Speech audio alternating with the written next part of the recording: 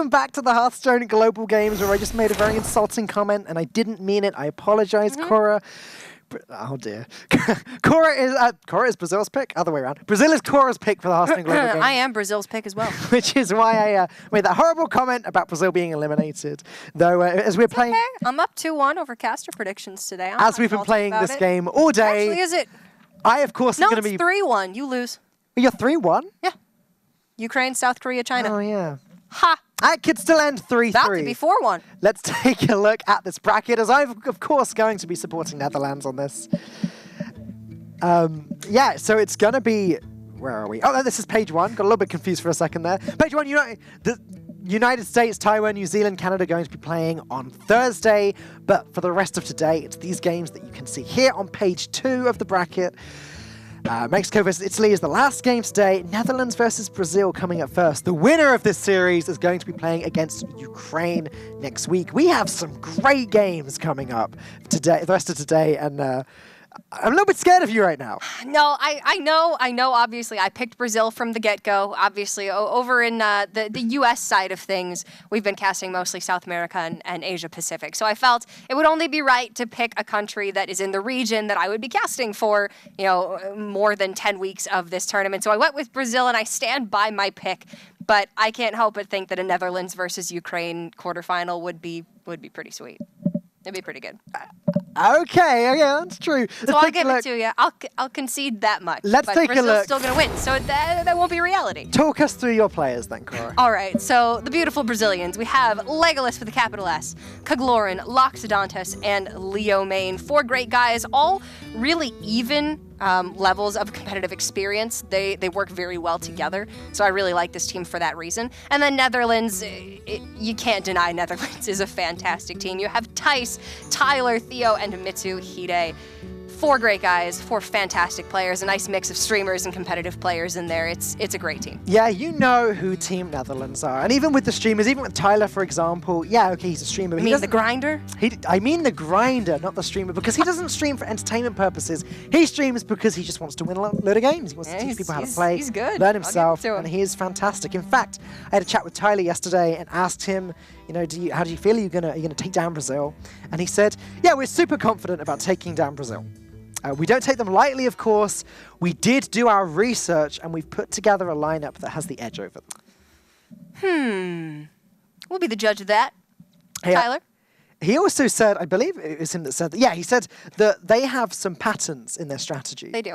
That's true. Which they've noticed, and they believe they can take advantage of these patterns and use it against them. And I said to him, we'll find out more about that in the interview if they win.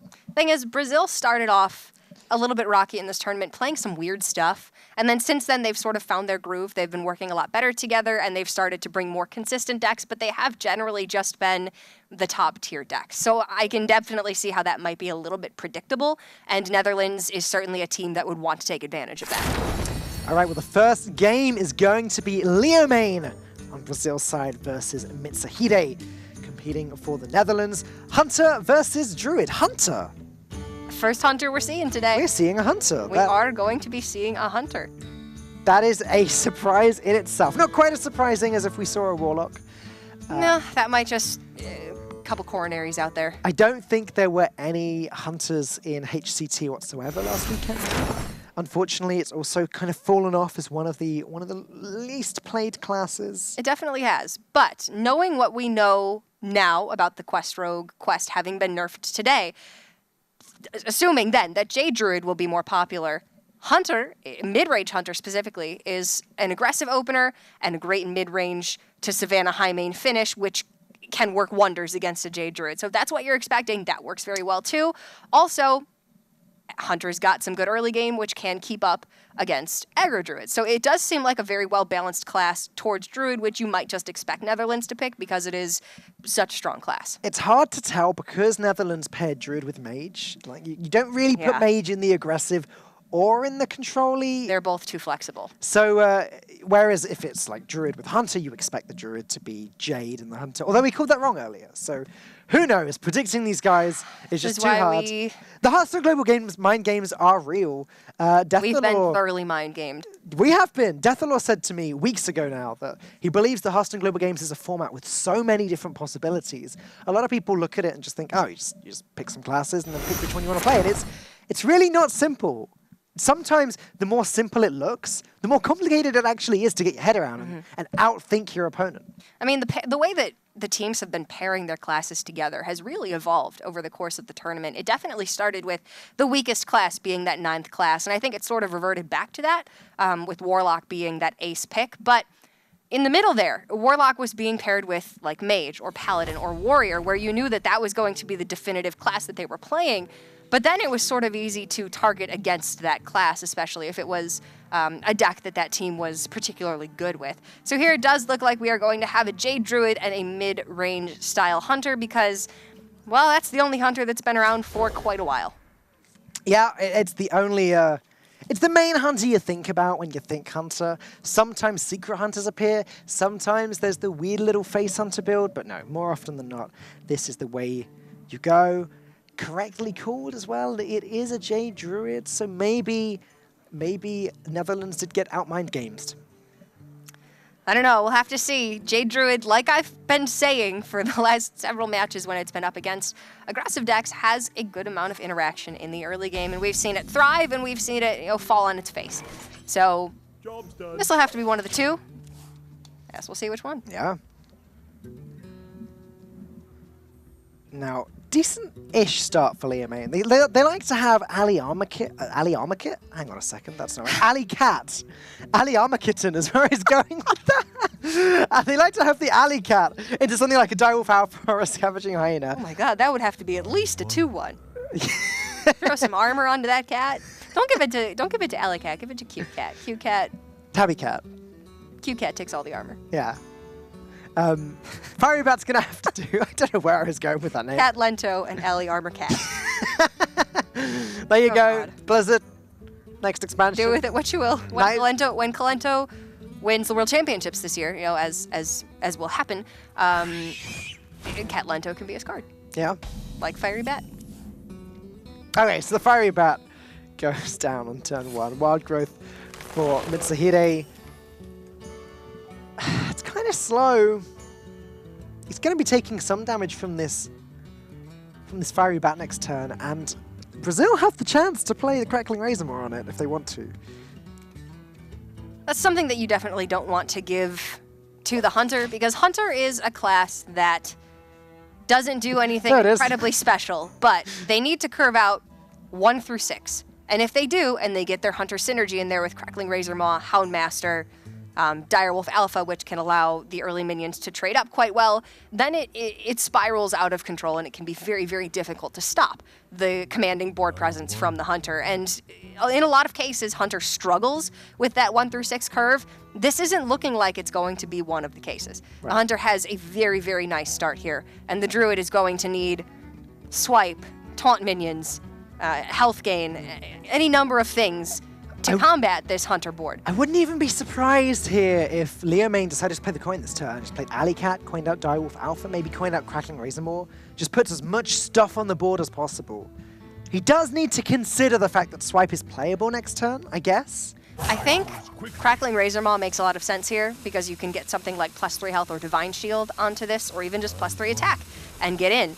And then Alley Cat, you can save to sort of slot in whenever it makes the most sense. I think you're going to want to coin Savannah Highmane in this game, so the coin likely will be held for quite a while. Direwolf Alpha accomplishes pretty much the same goal, pushes 1 additional damage, gets a body on the board, and now you can save Crackling Razormaw for, maybe to put on Rat Pack. If you give that additional attack, then additional rats are spawned when it dies. The one problem with this is that with double Wrath, or even with just Wrath hero power, Mitsuhide is able to clear this entire board if he wants to. And I don't see any reason that he wouldn't do that this turn. Getting rid of a Hunter's board is very, very valuable use of your turn. I think a lot of this Direwolf Alpha over Crackling Razormaw play was actually fueled by there not being any interaction on turn 2 from Netherlands. Right. Wild Growth was played instead of a Wrath or a Hero Power, which seemed like it would have been perfectly fine on turn 2. I certainly would have faulted them for it. So maybe Brazil thought that a Hero Power would have to come down this turn onto the Fiery Bat, and the Wolf has a chance of living then. Well, it's kind of worked out for both sides, actually, because Liamane is now able to curve directly into the Rat Pack. And as you said before, that attack buff could be even +1/+1. It's an extra rat. It's more survivability for the Rat Pack. It's definitely a minion that benefits more off of the adapt than a lot of the others do. Alternatively, Brazil could just ignore, just not play the Razormaw, play Alley Cat and Animal Companion next turn, coin out Savannah Highmane, and then try and get that some Wind Fury. Whew. That's scary. Yeah. I mean, that's game winning. I mean, a 6-attack Savannah Highmane hitting your face once is bad enough, but if it hits your face twice in one turn... Well, I mean, if Savannah Highmane hits your opponent's face, you just win the game. I mean, that's history, the adage. right? Armor Smith wins brawls, and Savannah Highmane hits face, and you win. Don't think that's as true anymore as it used to be.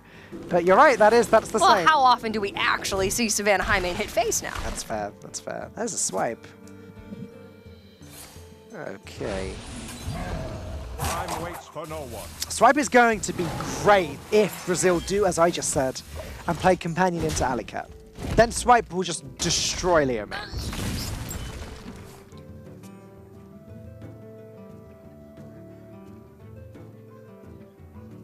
I think it's probably the best play as well. It's unfortunate. You could coin Crackling Razormaw, but then you lose coin Highmane on 5. Yeah. And in this, at least if Swipe has to come down on this board, then you're going to be able to coin Highmane into what's most likely a clear board. Yeah. Maybe a 1/1 still left. Yep, you're right. Even after the swipe, Savannah Highmane actually seems strong. You wasting the coin here at this, just before the key turn you've been waiting for, would just be unfortunate. Is he considering just passing? Quickly. Oh, okay. I wondered if he was going to try and play around the swipe and just not play any of his minions to have 1 health.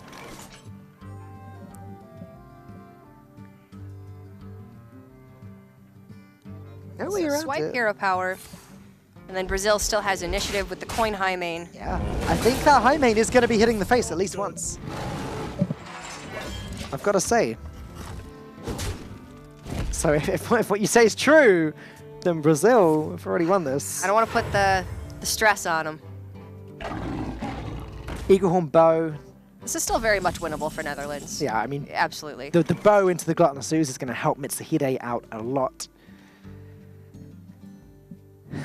But what do they need to start with? Their hand is a lot of utility right now, but it's not strong independently. It's going to require Nourish into a couple of draws or Gadgetson for additional Jade synergy minions. Oh, the Ooze coming down before the bow. He just needs the tempo. It's just pretty important at this point that he's got a way of dealing with that Highmane before it gets too out of control. Is this... Now these minions trade into the Highmane as well as 1 Hyena. Yeah. But let's see. If that gets Wind Fury, that's 12 damage now, putting Netherlands down to 11. Kill Command can then put Netherlands down to 6, although they would just Hero Power. But very, very soon they will have the damage they need to just win. If this gets Wind Fury... Nope. Divine Shield's okay. Divine Shield, Poison Spit, Shrouding Mist. Stealth would be fine if it had already attacked once. Yeah. Yeah, okay. This is much slower. Liamane isn't going to get a win this way anywhere near as fast as he was before. But it's still an enormous amount of pressure. Still making progress. Second Nourish means that Mitsuhide will have nothing that he can really develop this turn.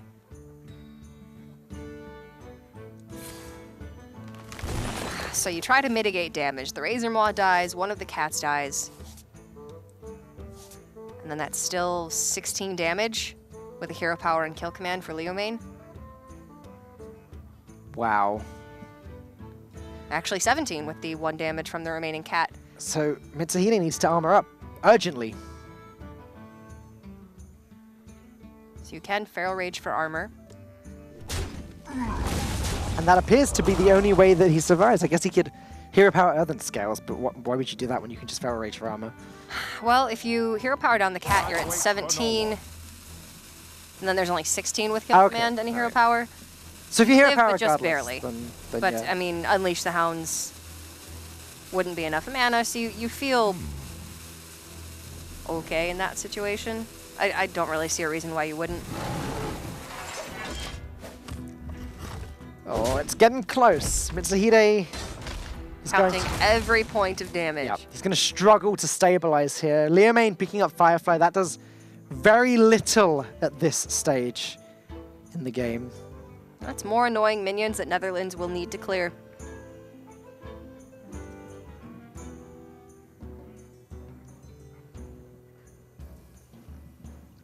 Does Liamane play the kill command this turn?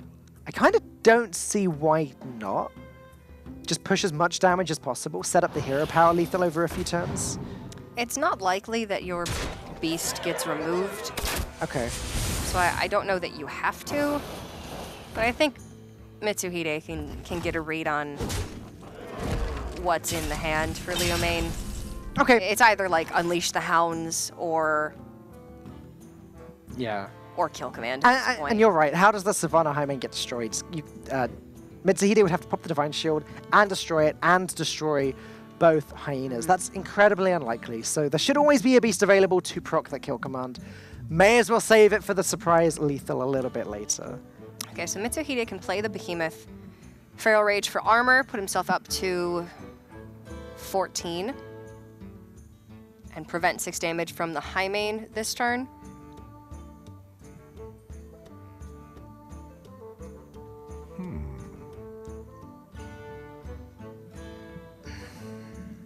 That just looks like the play. Just Jade Behemoth, Feral Rage. Jade Spirit doesn't seem playable this turn. Jade Blossom doesn't seem playable this turn. Earthen Scales would also put you out of range of Kill Command Hero Power, but with 1 more draw and 8 mana, double Kill Command Hero Power is something you need to be aware of. Now you're out of range of that.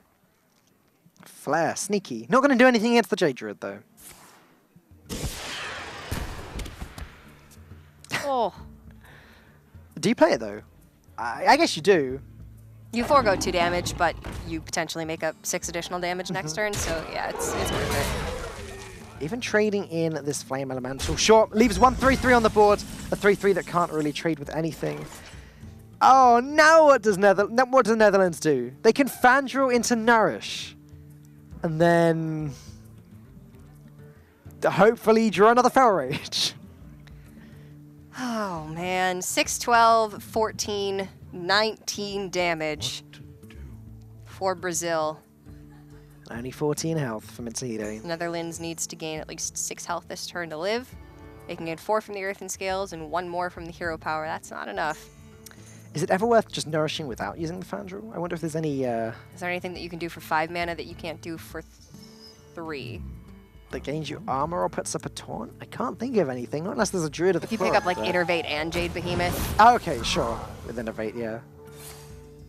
Well, can I just Earthen Scales the Firefly? There's 6, so that's enough. For no one.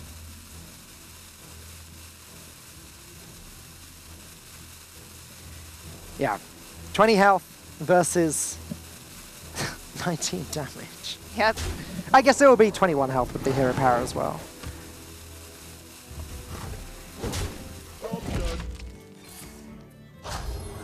Liamane once again 2 damage off lethal. This is a lot of damage on the backswing for Mitsuhide, actually. Liamane might need to be a second little bit... flare. If Brazil doesn't pick up the 2 points of damage this turn... Oh, no, it's can't hero not. power. It's not. Because Okay. of the flare. But the taunt also means that you're not as scared of the damage on board from Netherlands. Okay. Whereas this was Almost 15, setting up. Yeah, okay, sure. 19 with a swipe, 20 with a hero power. You were pretty scared here. If you put up a taunt, you're not doing too bad. 2 Savannah Highmanes about to smack the face. One of them going to deal 8 damage by the looks of it. So you can deal 16. I mean, if getting hit by the face in the face once by a Savannah Highmane is enough to lose you the game, then I mean, this is like how about all of third or these fourth turns? time. Exactly. If Brazil still loses the game here, then I think that is officially the death of the adage. I choose quickly.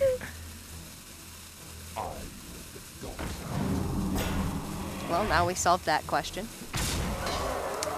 That mystery. Yeah, Howlmaster gonna do its thing. Block any possible damage coming from Mitsuhide. Oh, what?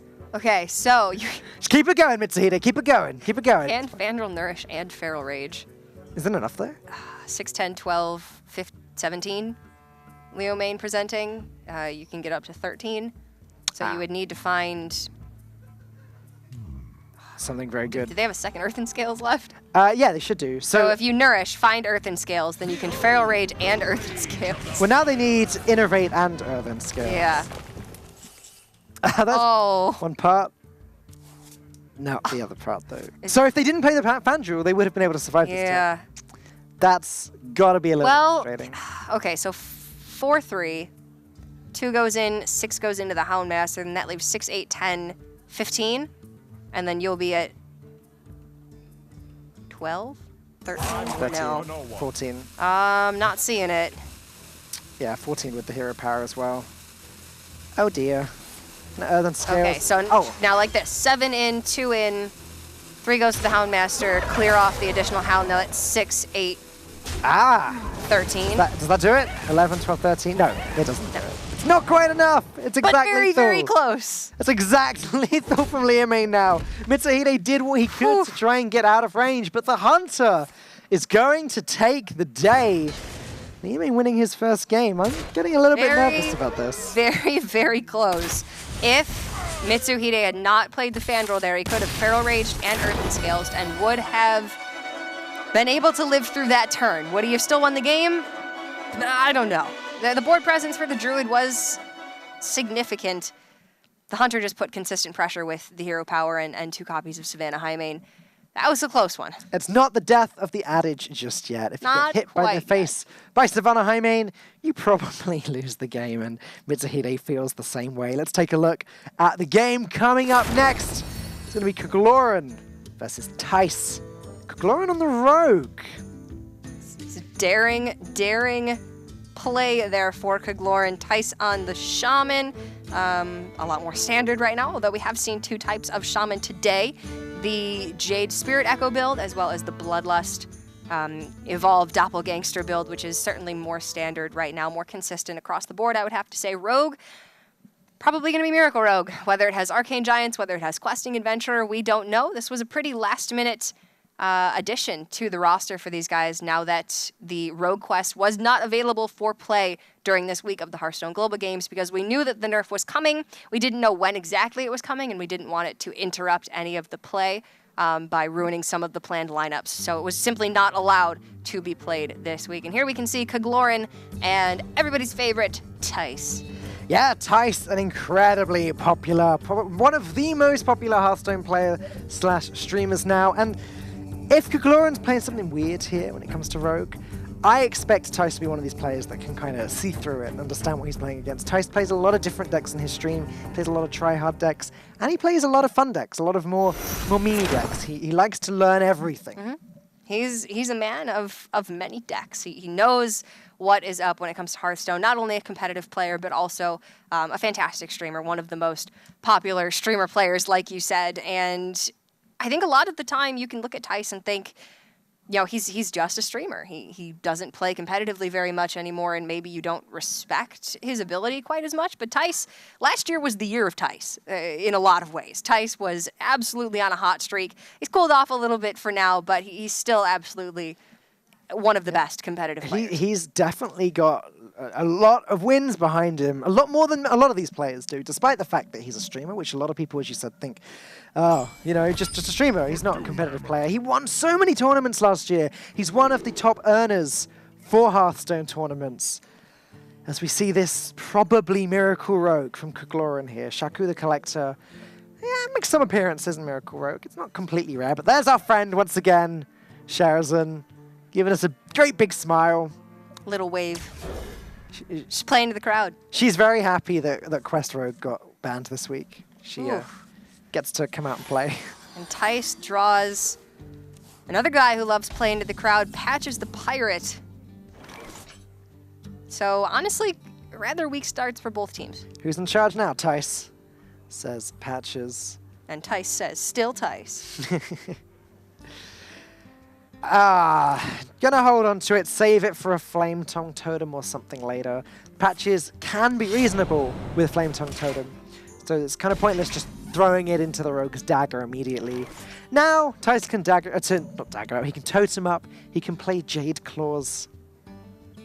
He could coin out a Manatide Totem if he thought it was gonna live. You do have coin Stonehill into coin Manatide, or the reverse, if that's the option you want to go with. I think I like that. What are you really saving coin here for, right? You don't have anything in your hand that you're working up to. You need to find those cards. And the ways you're going to do it is going to be with Stonehill and Manatide. Yep, I agree with you there. If you're playing Manatide, you're banking on your opponent not having a backstab, which Miracle Rogues often do have in their opening hand. So it's probably not completely safe, but does it matter? Do you just play it for the one draw? I mean, for that reason, you could go with Stonehill first to try to prevent backstab plus a dagger to the Manatide on the next turn. Yep.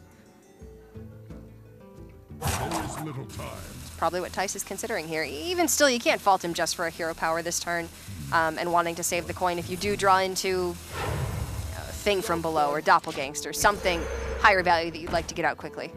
Went for the Manatide Totem now, banking on backstab not being present in the deck. And even if it is, okay, so it gets used and the dagger gets used to kill this. So it means the backstab can't be used later. Shaku going to come straight down. Backstab going to deal with the Manatide Totem, though. Things looking pretty good for Kaghlora in this game. Shaku is such a strong card when that can't get dealt with. Shaku? Shaku. I've never heard it pronounced that way. Shaku? Is that just a me thing? No, I've heard Sunkeeper Tarim pronounced like 6 different ways, but I've never heard Shaku pronounced that way. No, that could just be a me thing. Huh. I don't hate it. Well, now I'm more self-conscious about it. It rhymes with achew. Oh, okay. Stonehill Defender might actually be the pick here. Yeah, I think you want to reroll on these. Block Creeper's good, but it's pretty late. Job's done. What'd you hope to pull with Dirty Rat? Gadgets and Auctioneer, I guess? Swashburglars, Gadgetsins if you can kill them immediately. Kaghlora just... Questing Adventure if it's in the deck. Edwin Van Cleef. There's a fair few things that you would like to pull. Kaglora's just asking where his Edwin is, actually. With the hand that he's got. And now he has a 2-mana 1/1 that discounts elementals that he doesn't have. Awesome. There might be a Jade Spirit in there. There won't be a Jade Spirit in there. Likely Jade Claw is going to come down this turn to kill off Shaku. Or Shaku. Shaku. I'm calling it Shaku now. I'll call it Shaku. Dirty Rat could pull out the Fire Plume Harbinger. That's something that Kaghlora wouldn't really care about. Nope. It's 2 mana he doesn't have to spend to get that out there. To stop it from clogging up some space in his hand, yeah. But as you said, Jade Claws. Gotta You just deal need with to prevent the Shaku. value. A lot of resources for Tice, not a lot of resources for Kagloran. And that's just a little bit more of not a lot. Still wants that Edwin. Wouldn't mind a Gadget and Auctioneer in this position either. Gadgetsin might just be game winning. Gadget Sign with double counter for coin, yeah, it often can be. Calamos rises. No Calamos in this deck. Whew, Gobbler. he is going in. I mean, Tice is overloaded to 4 mana. Jade Lightning lines up perfectly here. Well, that does force Tice's hand this turn. That's all he can do. The Jade Golem will only be a 2/2. Again, if Brazil were to pick up Gadget and Auctioneer now, then it would just complete this picture. It would allow Sharazan to come back to life very easily. Yeah. And now you've seen a lot of the cheap spell resources, so everything you're going to draw into is going to be much higher value. Oh. 2 pair.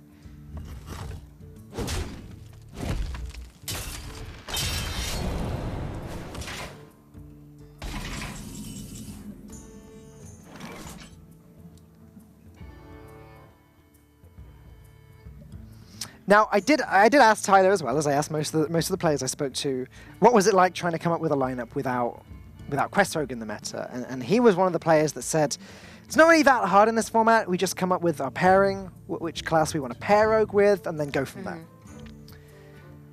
Don't know if they would have anticipated having to play against Quest Rogue. Sorry, Miracle Rogue. I myself would have kind of just written it off, I think, this week. And we've seen Miracle Rogue with varying degrees of success over the course of today. This, I would have to say, is one of the lesser degrees. If a Gadgets and Auctioneer is picked up, the tide of the game changes very quickly. But Aggro Shaman lines up incredibly well into all forms of Rogue because they have no health gain, no taunt minions, and very little board clear. So you can just flood the board, Bloodlust, and win. And there's not much they can do to stop it. So I would say the Shaman's pretty significantly favored here regardless. And this hand certainly isn't helping. Okay, hang on. Fan and Knives is a good start. Kind of. If he can Fan and Knives... Gotta prep Fan and hope you pick up Gadgetson. Yep. I think that's it. That's probably the way to go. If Fan can pick up a second Fan, that's not horrible either. It would at least clear most of the board with the dagger too. You could revive Sherazin. But you're right. Let's go. Auctioneer or bust, really. Oh dear. And this is the problem with Miracle Rogue. Sometimes a Miracle Rogue hand can just beat itself. Miracle-less Rogue is worse than Cthulhu-less Warrior. No miracles to be found here. Still one more turn to maybe pick up that Gadgetson and turn this around. But still, no board clear in the deck.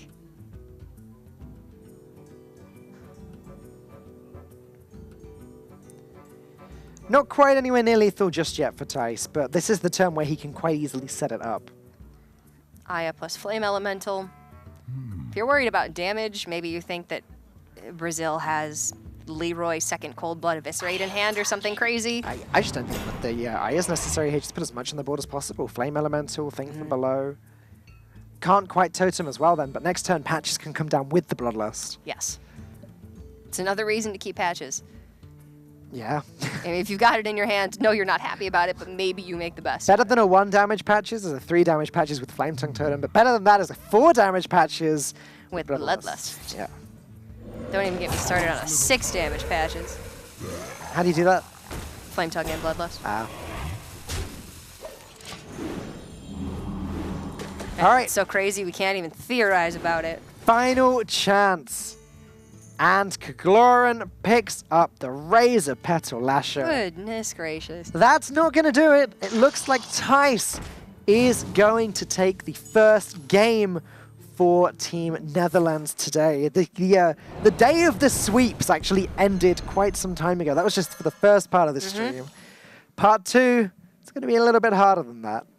I would expect this match to be quite even. I want this one to go long. This is the one that I would be certainly very happy to see a 3-2. Okay. Evolve would be a fine draw in this position if it weren't for the fact that Tice already just has lethal. Still one of my favorite sounds in the game. It's just such overkill. I don't know. I lose too many times immediately after it gets played. So yeah. It just hurts me a little bit, but it's not hurting always Tice a good right sound now. to hear, but it kind of makes me giggle. Pretty happy sound for Tice to have heard just then as he takes his win. Game number 2, 1-1 Brazil, Netherlands. It is going to be a close one. And like I said, favored for the Shaman. Aggressive decks against Rogue just always have that edge, and Shaman is one of the most aggressive decks in the format right now. So not too much really that the Rogue has to beat themselves up about, especially with a hand that dismal. With that little interaction, nothing that they could do. Yeah, and next up, it's going to be Legolas versus Theo. Legolas on the Mage. Theo on the Rogue. Okay, hold on a second, because Tyler told me... The reversal! Hang on a second, now I'm confused. Because Tyler said to me, you come up with what you pair the Rogue with first, and then you go from there. Theo's paired Rogue with Priest, which indicates that maybe he'd planned to play Rogue all along, because Priest is another one of these not very popular classes at the moment. It's sort of a sort of a fringe class, right? Priest has had some great success. It's a little bit iffy in other spots, but you can definitely see people playing Priest. And traditionally, if you paired Priest with Rogue, I would expect to see Rogue. Yeah. Today, I don't think I would. No. So I'm a bit surprised with just how much Rogue we're still seeing, even after Quest Rogue is not available. And here's the thing as well. Theo bringing Rogue. Isn't Mage like the class that's most favored against Miracle Rogue? Thanks to ice blocks and just burn damage that just hits the Rogue in the face over and over. It's definitely up there. It's one of the best. Not necessarily the matchup that Theo would have been hoping for, but we're about to see how it goes. Game number 3, Netherlands versus Brazil, starts right now. Or in a couple of seconds. I was a little bit preemptive on that. Just momentarily. Any second now. There we go. All right. Got him. All right, let's go. Oh, we're so on point. Nailed it. All right, so Medivh Mage up against Questing Rogue. Not Quest Rogue. Very different. Questing Rogue. Questing. Okay. 3 extra letters changes everything. Yeah, and again, I just think this is such a strong matchup for the Mage. This could actually be Freeze Mage, which is pretty funny. George sees Freeze Mage, runs Medivh the Guardian. And either way, Freeze Mage and Discover Mage both just seem very, very strong against this deck to me. Hallucination is a card that can even the playing field a bit. It can. Because if Netherlands can get an Ice Block from a Hallucination or a Swashbuckler, then it gives them an extra turn, and they could use that extra turn to win the game. It's a big if, though. Hallucination has a lot of cards it can draw from, and Rogue has a lot of very useless cards. Or Mage, excuse me, for Rogue.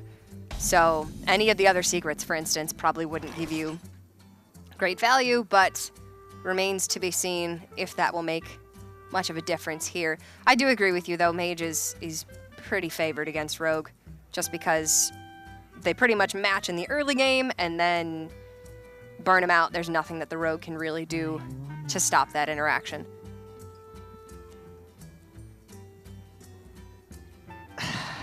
What is it with Netherlands picking up patches in their opening hand each game? This time it looks like Theo's actually going to play it. No point in saving it for a Flame Tongue Totem. You can save patches in Rogue to play it with some combo cards. But Theo decided here that wasn't the correct thing to do. And Legolas even greeting him with that emote. Did you see the fireworks there? Beautiful. He must have played the Tavern Brawl. Yeah. Did you play the Tavern Brawl? I did. I did too. I played it to get the tier 3 fireworks. No, I only played it once, unfortunately. But I only got the tier 1 firework. yeah. Casual. Tavern Brawl casual. I mean, I don't play Tavern Brawl that often at all. So the fact I played it once was, was something. It's pretty good. It was a lot of fun. Okay, well, there's Edwin. Theo actually picking it up, unlike Legolas in the last game. The problem is, his hand isn't quite as welcoming to it as Koglorin, sorry, not Legolas, as Koglorin's hand was. If he can pick up some, maybe a preparation, a counter coin, just something else to set this Edwin off, then it could be huge in a couple turns. Prep Mimic Pod Edwin at any point is a very welcome sight. But having to patches on 1 and have no development on 2, it's a slow start for the Miracle Rogue. You'd like to get off with, off to a great start with Pirates early on, follow it up with removal on your opponent's minions, whatever you have to do to make that Miracle Rogue thing happen. Whatever it is that they do to win all of those games. I don't know, 2 Ice Blocks and a Doomsayer. Could this be... I really think it could be Freeze Mage. I really do. We've seen Medivh the Guardian, but Freeze Mages, there are Freeze Mages that run it now. And also Firelands Portal. But again, George sees Freeze Mage does run Firelands Portal. There's just so much overlap between all of the Mage decks. Yeah. Like 22 cards or something are identical, and then one has Frost Novas, one has Cabal Crystal Runners and Counterspells. Shimmering Tempest, another chance for an Ice Block. Heck, could give it to you. I've got to say, the fact that Legolas has both of his Ice Blocks already is an advantage for him. It can just give him the time he needs to push that burn damage into the Rogue's face. Even if you don't have access to Alexstrasza, for instance, maybe you get a little bit more minion chip damage in there. Yeah. because you have some extra time. It adds up. Ideally, though, he's going to need to pick up that Medivh the Guardian and play that before the Firelands Portal.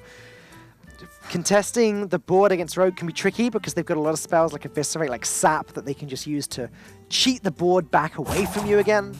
From what I understand of Medivh Mage builds, is that Medivh is like plan A, Okay. and the burn is like plan B. So you go with Medivh, get him down on the board as early as possible, and usually your opponent will have some form of weapon removal, whether it be Gluttonous Ooze or Harrison. Then you've got a 7/7 on the board. Then you go for plan B, which is just burn him out. Right. And oftentimes plan B is going to be more consistent, but you still have Medivh in there because sometimes he just, spirals the game out of control. Yeah. Yeah, that sounds about right. Excuse me. Medivh, it's such a powerful board presence tool, unless obviously the Ashish gets removed. It works very often. I've got to admit, I was surprised to see Theo drop this Edwin as just a 4/4 as well, picking up the Primordial Glyph. Okay, so the wording on Glyph, is it discover a mage No. spell? It's discover a class spell. So spell. Theo would get a Count by rogue 2. one, yeah. Okay. Still not too unhappy about that. It's difficult to get where the distinction is. Obviously, Shimmering Tempest says add a random mage spell, not add a random spell. So I believe the discovers are usually your own class, and the add a random are usually the so original Babbling class. Book is a mage spell. Yeah, but Lyra is an exception, so it's... So there's no standardization, and you just gotta memorize them all. Yeah, pretty much, pretty much.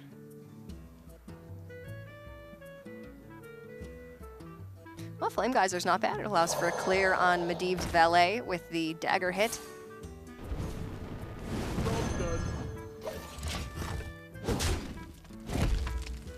Yeah, I mean, Theo has the board. I guess the 4/4 Edwin was a great call for him. Doomsday Frost Nova is now an option for Legolas.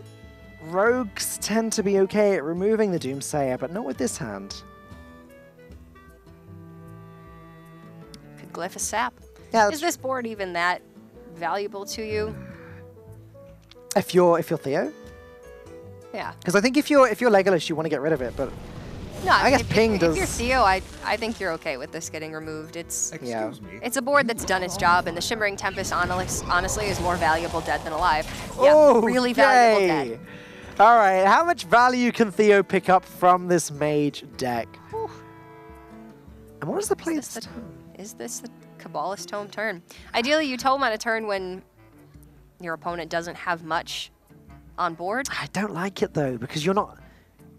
I What feel else like can you really develop? It's like this, or you don't want to Flame Elemental Vile Spine because there's probably going to be Medivh and Alexstrasza. What about or Mimic Pod? Doomsayer. Because it still leaves you 3 mana to do something. Maybe you draw into. I don't even know. I mean, you Thinking could- about it, you I can don't even Glyph know. first and go from there. Okay, the more It's we're all just a discussing, bunch of what ifs. the more we're discussing this turn, the more I prefer the Kabbalist Tome. Because you're right, just all of the other plays seem weak. You tome and then you have 9 cards. Okay, final suggestion: Flame Elemental into Valspine Slayer.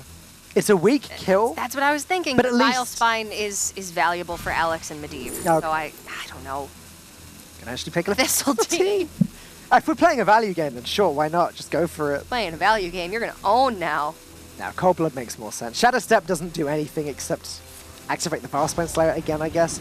Having to Cold Blood and trade this? Ouch. You're sort of net zero because you got an additional Cold Blood off of Primordial Glyph, so sacrificing 1 is okay. And I do like that he went with the one that cost 1 mana and was Of course. assumed to already be in the deck instead of the one that he generated. And Cold Blood is now free after Gadgets and Auctioneer 2, which is just an extra little advantage there. You can play that, draw an extra card at no cost. Perhaps. Now Legolas, it's his turn to start putting things on the board, and he has nothing to put on the board. He could Doomsayer here to set up for a Firelands Portal next turn. Or you could just do nothing and Firelands Portal a minion. Yeah, The end is coming! looks like he's doing it. Just trying to do whatever he possibly can to put something on the board and have it stick. And it looks like the Firelands Portal minion is what he's going to go for. Valspine Slayer must be tempting now, though. Because you got 2. Do you need both? Do you really need to? Do you even need to do anything this turn? Besides, like, hit and re-dagger? You could even play the Fan of Knives. They're not going to Yeah, be that I could. useful in this matchup. Good cycle.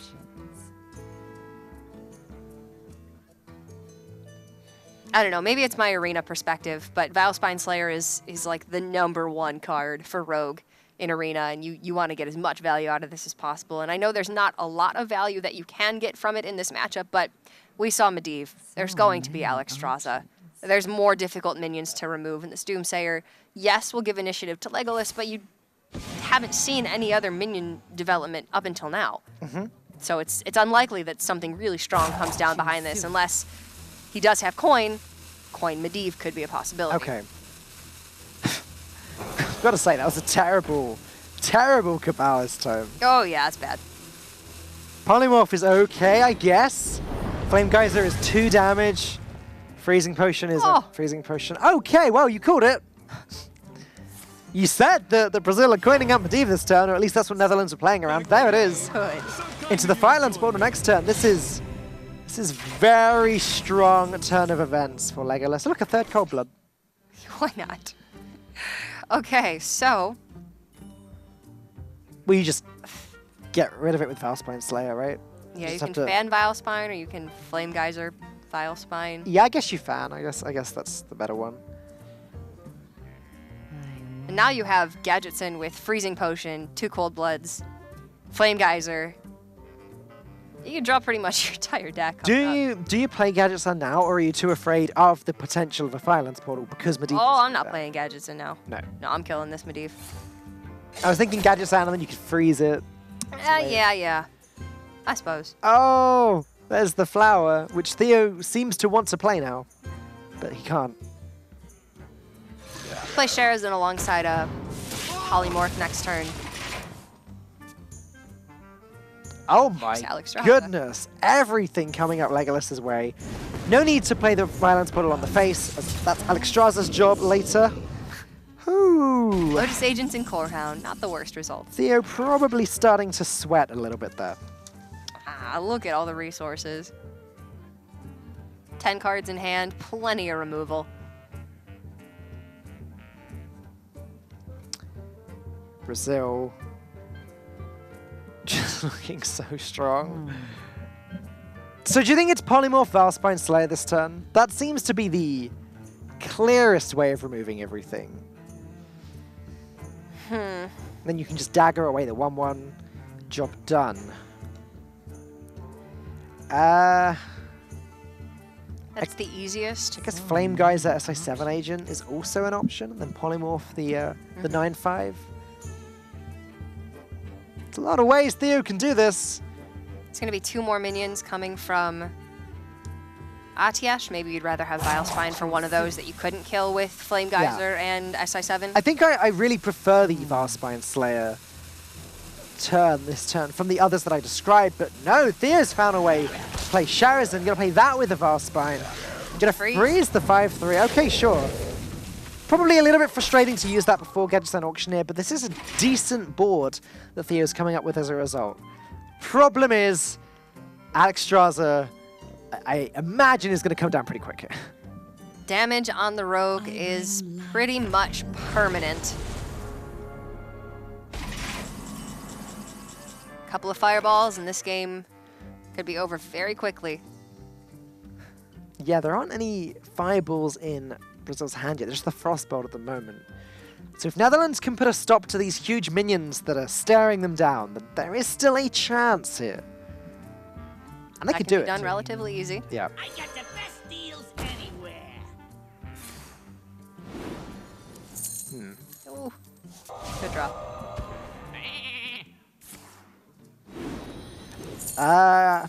I'm wondering, wouldn't it have been better to trade Sharazin into the 5/3? In which case, doing that first is correct. Could you have revived it then? You didn't know Gadgetzin, that you were going to be drawing the counterfeit coin? Gadgetzin, Polymorph. Okay, true. You would have had the Cold Blood, but that's only 3 out of 4. So I guess, okay, In this case, you'd rather just trade the Vilespine and push as much run damage in as possible. Sharazin. That's a prep too. Really.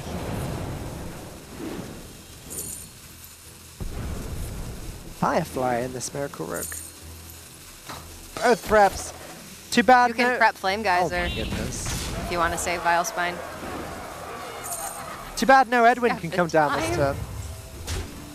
No, he doesn't have time. Could have prepped Flame Geyser, but traded the Vile Spine instead. That's still fine. Like, I don't mind saving the second prep for the second Gadgets and Auctioneer. Then again, there are only 7 cards left in Theo's deck. Thanos with the Blizzard and maybe the Frostbolt too this turn.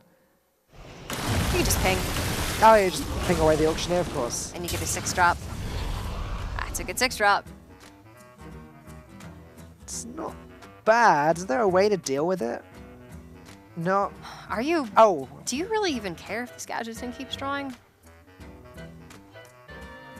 Theo's at 7 cards. Is fatigue ever on your mind?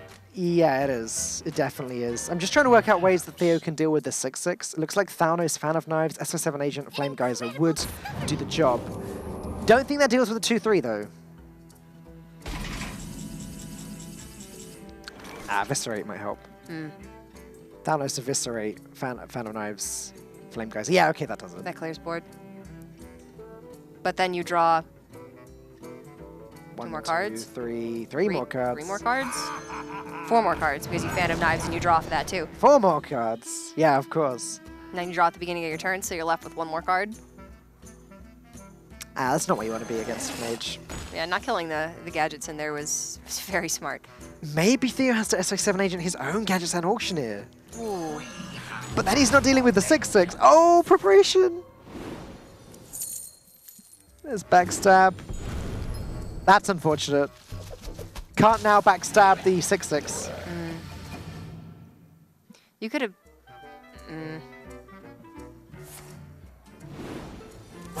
Choose soon. Hallucination as well. It's going to draw... And we've had Edwin already. Edwin was played as a 4/4 way back Yeah. on turn 2 or turn 3. Questing, that's what he's been looking for. I don't think that's And good Ice enough. Block. Instant pickup, but the Ice Block does nothing Wow. when you've run out of cards. Almost out of cards.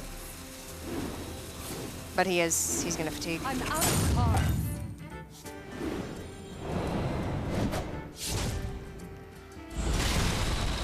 Oh boy. That was... 9 damage, 10 damage, 11, 12, 13 damage with the weapon too.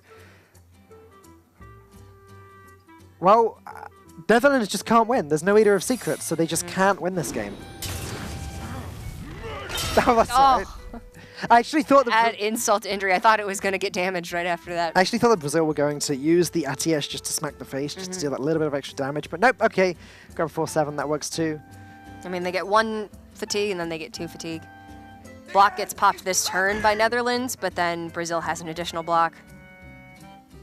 Oh, you can even just Frost Nova. Never mind, block's not getting popped.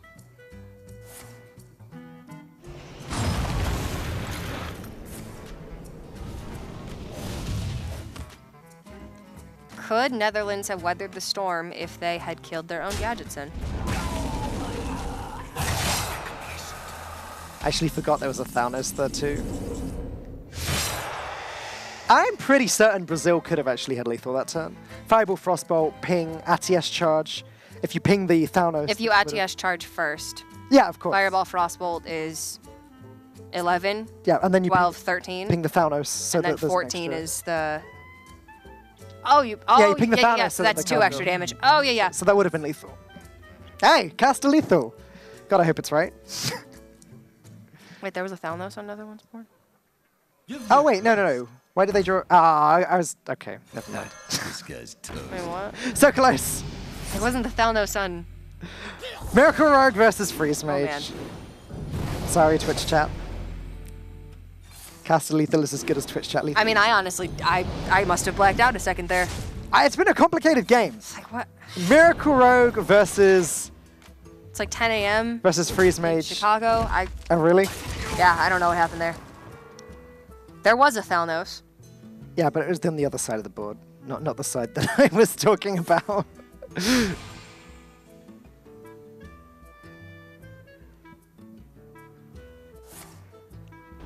Anywho, doesn't matter. Like we said before, it's impossible for Netherlands to win this game.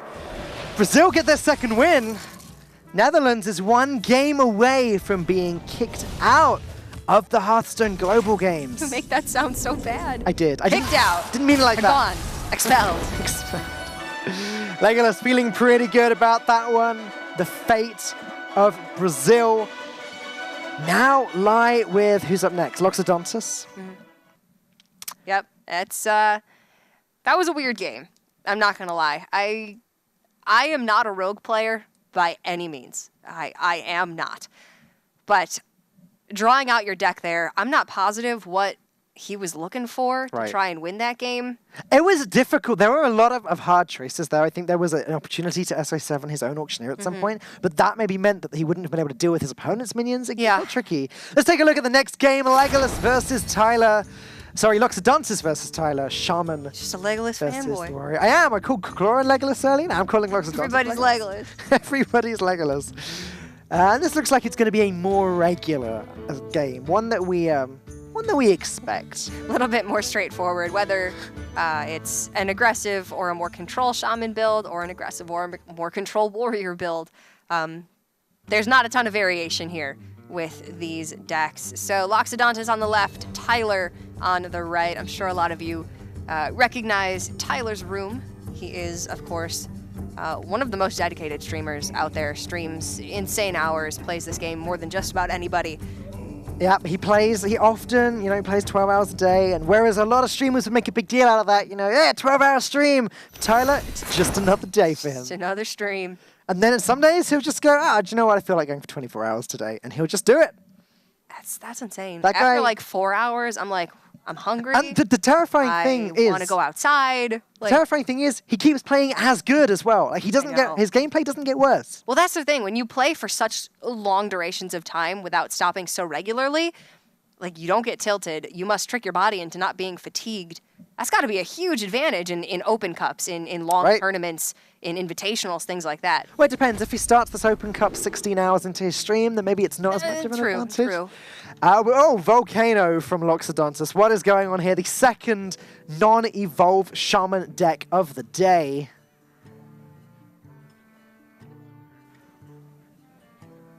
How does that line up Versus against the Warrior. Taunt Warrior?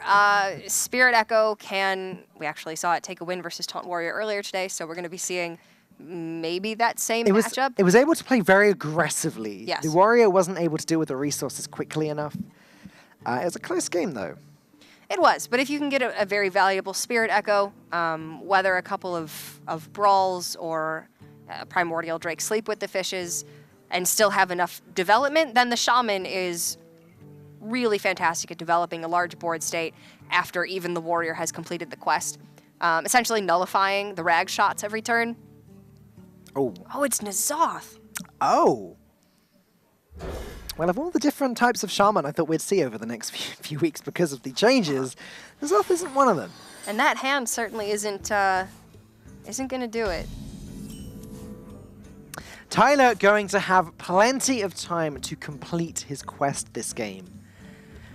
Then the difficulty is going to be with Brazil and trying to hang on as that Ragnaros hero power is dealing 8 damage every single turn.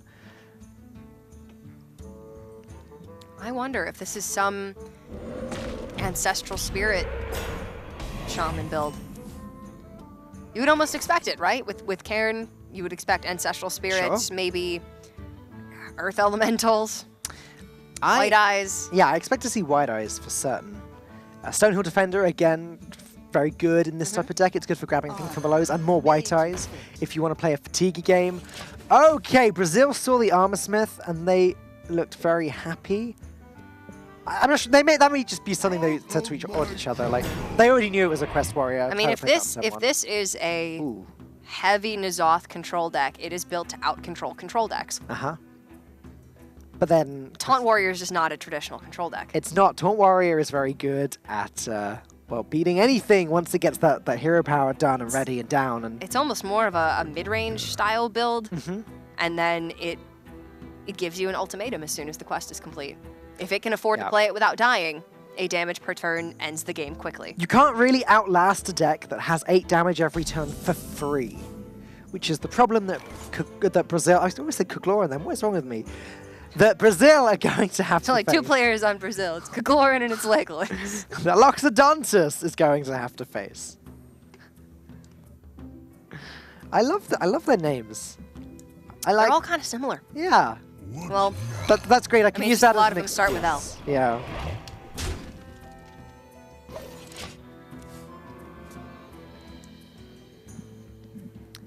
Jade Lightning. do you just go directly to the armor smith? That's what I'm thinking. Go straight to armor smith. Do not pass Tar Creeper.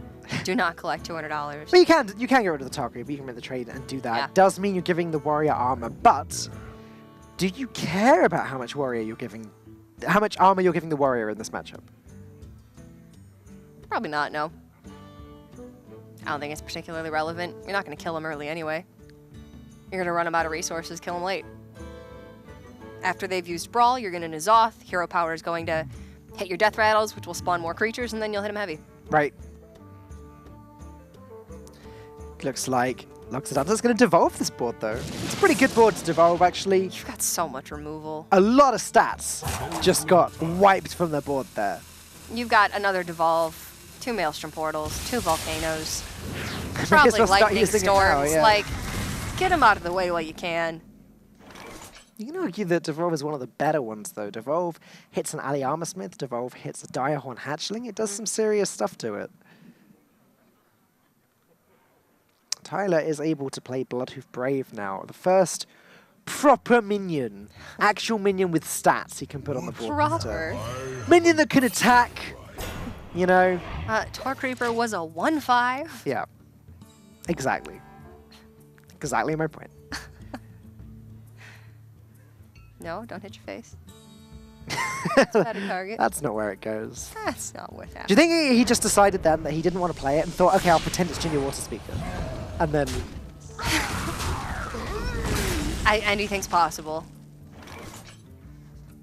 Top minions are building up quickly for Netherlands. Some additional generation with the Stonehill means that this quest may be completed That's 3, that's 4, that's sooner 5. than normal even. That's, yeah, I mean, if you count the extra taunt from the Stonehill Defender, that's 6 taunts ready to go in hand. Sure, you have to wait for turn 8 for the Primordial Drake, but Tyler's going to get there, and it's not going to take him long. It's 3. Unfortunately, we don't see what the discovers are, but we'll hopefully take a look at those in just a moment. Not a snap pick for Tyler. What do you think he's looking for here? What's ideal? I think he's looking at 3 underwhelming taunts, but you definitely want Ellie Armorsmith or Direhorn Hatchling. Those yep. are 3 underwhelming taunts. you're looking for the class-specific taunts. Ornery Direhorn, Ornery. unfortunately, isn't the one that you want. It's okay though. It's the best of a bad bunch, I guess. It's the way that I like to look at that. Even Curator's really good. Sure. Second copy of Curator doesn't hurt. No, of course, more card draw. But Ornery Direhorn, it's okay. It's B tier. There's the Junior Water Speaker. Okay, so I feel as though Brazil just drop can here. It's well statted to deal with Stonehill defenders. And Netherlands are just not going to be able to clear it. They could brawl if they wanted to, but that one doesn't clear it either.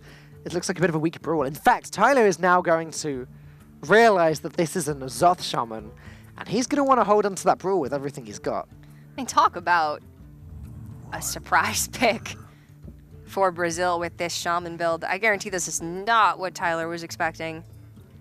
Tyler, well, Netherlands and Tyler specifically have had some funny matchups in the past. Is this what? Well, no, and this is after, didn't you say that Tyler said that Brazil has patterns and that they're predictable? Yeah, right. Well, here you go.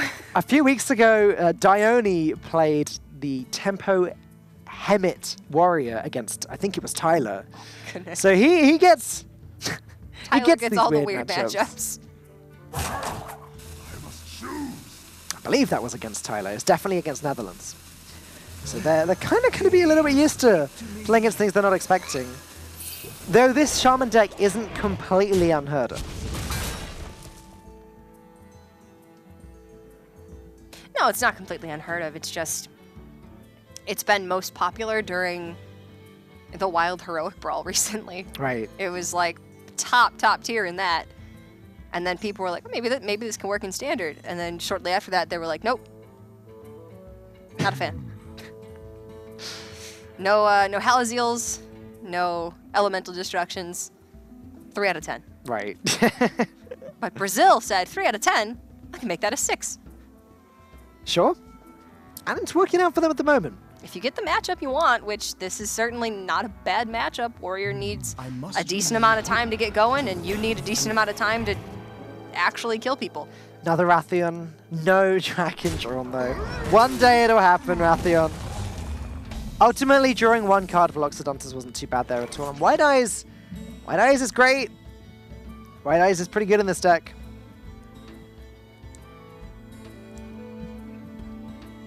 Netherlands picks up another Stonehill Defender. So Tyler, he is actually going to be able to complete the quest very, very soon. If he plays Stonehill Defender now, gets another cheap taunt that he can play this turn. There you go, 4 out of 7. Plays another cheap taunt he can get down this turn. Drake next turn, that would do it. That would just complete the quest. Yep. So we're almost there. Gonna start by drawing an extra card with the Acolyte though. You do want to get the quest online as quickly as possible in this matchup. You're not worried about damage being pushed from the Shaman until after many death rattles have been killed and a larger board presence is, put out from N'Zoth. So the sooner you can activate Sulfurous, deal 8 damage per turn, you want to end this game very quickly. These aren't the cheap taunts that maybe... Native. Yeah. These aren't the shield bearers of not quick quite. quests. Not quite able to be able to squeeze that in this turn. In fact, now it looks like Tyler won't be able to complete the quest and play the Sulfurous for another 2 turns. There's a second Evolve from Loxodontus. It's not bad against this board, actually. Denying the Acolyte of Pain, more card draw. It might buff the Stonehill Defender, though. That's kind of a problem.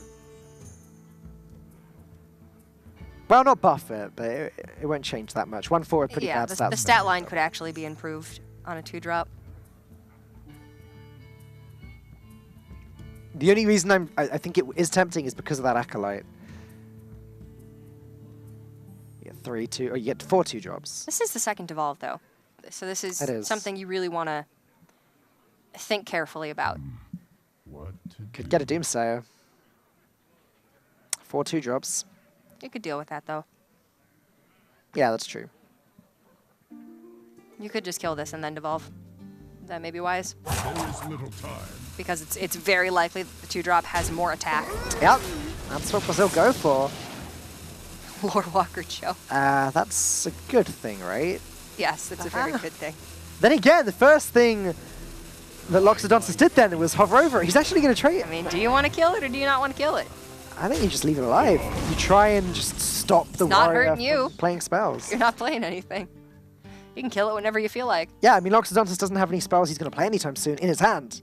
His volcanoes are just going to keep on erupting there with their beautiful golden animations. It's a shame we're not on the Ungoro. Yeah, I was thinking the same thing. I know that production here love to set up Needs the more volcano. volcanoes. There's Mouse Guy that likes to do his thing. There's White Eyes, in case you haven't seen the card in a while, came out with Mean Streets of Gadget-san. When it dies, it goes back into the deck as a 5-mana 10/10. And if you then play N'Zoth, it comes back and then shuffles itself into the deck again as a 5-mana 10/10. What now? It's a powerhouse if you play it in the right circumstances. And it takes a pretty special deck. But this is definitely it. This is definitely a pretty special This deck. is a very special deck. I must choose. Very clunky deck. Can get caught with hands that are super reactive, only AoE spells, and you can put on absolutely no pressure. But all things considered, the Shaman's putting on some good pressure for this. So yeah, the Warwick's going straight into the minion there. Makes a lot of sense. Loxodontus now picking up Stonehill Defender. Gonna play it straight away. Maybe hoping for another White Eyes, maybe hoping for a thing from below. But the more White Eyes, the merrier in a N'Zoth deck. Ooh, Earth Elemental's fine, I guess. Sunwalker's okay too. Sunwalker's actually really good. Post-quest completion and Sulfurous activation, Divine Yeah. Shield can soak up 8 damage. That's true. Ozruk is never the answer, guys. Suckers no. Well, I don't know. If you happen to have a lot of Fireflies lying around, then maybe. Just casually create a 9/20. Not even A one. 5/20, I mean. 9-mana 5/20. Don't even Ozruk one time. Okay. Poor Ozra. What did he ever do to you? He's wronged me. So horribly. I won't ask any more questions about that. There is little time. One word. Silence. Okay, I understand. I understand everything now. I guess Loxodontis, yeah, you can just drop the Sunwalker on curve. It is so very strong for after the quest completion, as you said, but in this case, it looks like Loxodontis is just trying to apply so much pressure that Tyler has to brawl. And then he gets a brawl. Then he gets a brawl, but then also the brawl is gone, and then when a Zoth happens later, there is hopefully no brawl to deal with that one. Thing is, still 17 cards left in the deck. You can't play N'Zoth unless you get the N'Zoth. Yeah, that's And true. we haven't seen any cycle mechanics yet for Brazil. I'm assuming there's Mana Tide totems. We see the Blood Mage in hand. But there is a reality where N'Zoth is like one of your last 5 cards and you just don't find it. And that is one problem with White Eyes as well. It actually, because it shuffles an extra card into the deck, it possibly pushes N'Zoth back, the way it works. Daihorn Hatchling can do the same thing. There are N'Zoth Warrior decks which have been played around or tested recently. Some players have done quite well with it. It's a fun deck. With Sudden Genesis doing some disgusting things. I love it when lesser played cards are made viable. Yeah, Journey to Un'Goro has been really great for that. it has. Walker Cho is hanging in there as Tyler does a great job of clearing up this board without playing the Brawl. Yeah, fantastic turn for Tyler. Ooh, this is fine for Loxodontis, except he's going to have to give Tyler a Jade Lightning. Jade Claws to get rid of the 5-2, great. Jade Lightning plus trade to get rid of the 4-8, great. You get some Jade Golems, awesome. But the Warrior Would gets you to- rather give them a Volcano? Ooh. 8, 10, 12, 15? Exactly, Volcano clears everything.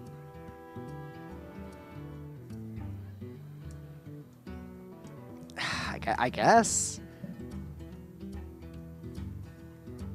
Should have killed the Cho when you had the chance. Play the Volcano first, then play Jade Claws and Thalnos, maybe, to get through that deck. I think you definitely want to Thalnos.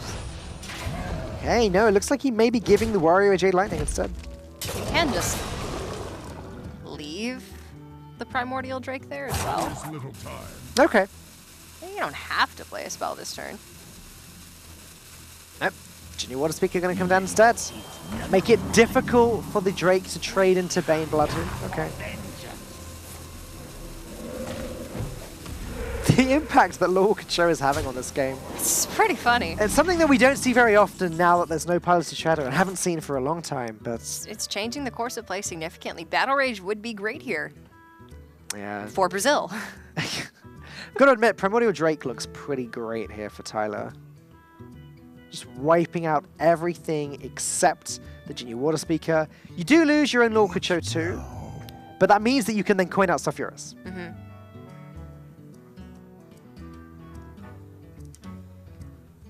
I think that's just the play. Trade, Primordial Drake, go face with the Sulfuras. Start to actually win the game. Yeah. You had to turn the corner eventually. There's N'Zoth. Brawl still in hand for Netherlands, and Brazil has to know that.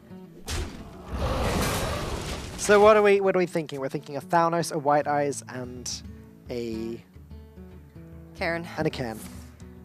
Totally blanked the Cairn for a moment there. Whoops.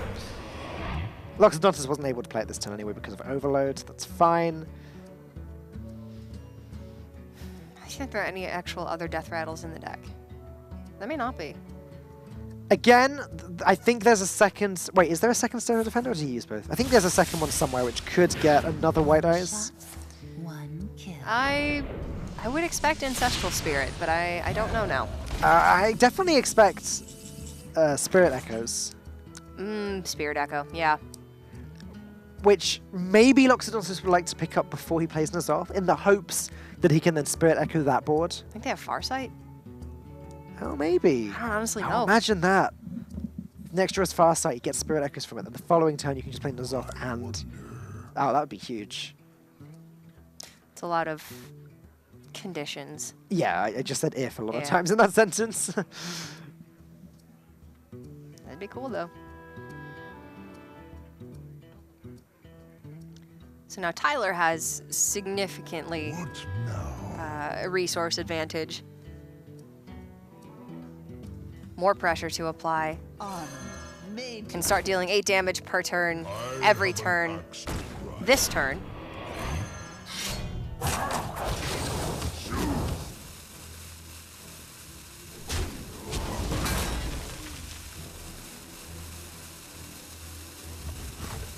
Yeah, it begins 50-50. Are we hitting a 1-1 or are we hitting a are we hitting 8 damage to the face? We are getting the 1-1. All right. All right. Good job, Elven Archer. Super dead Elven Archer. Did your duty. Can't ask any more of you than that. And the Zoth's going to come straight down.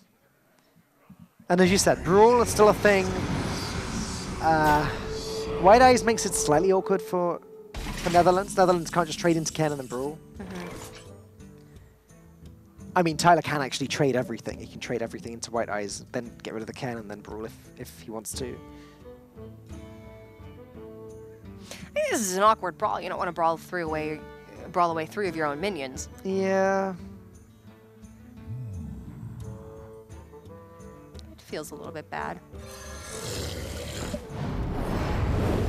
All right, so Bloodhoof into the White Eyes, Primordial into the Cairn. But then there's no reason to. All right. Yeah, you just That works. You can just leave Ken alive, actually, if don't even need any he wants to. AoE. This looks to me like Brazil's win condition has just disappeared. From him. And it's gonna be tough for him to come back from this.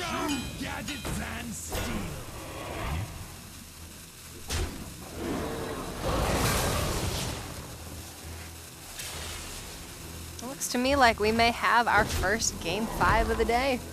Yeah, about time too. 2 3-0 sweeps first thing this morning. We've had a couple of 3-1s since then.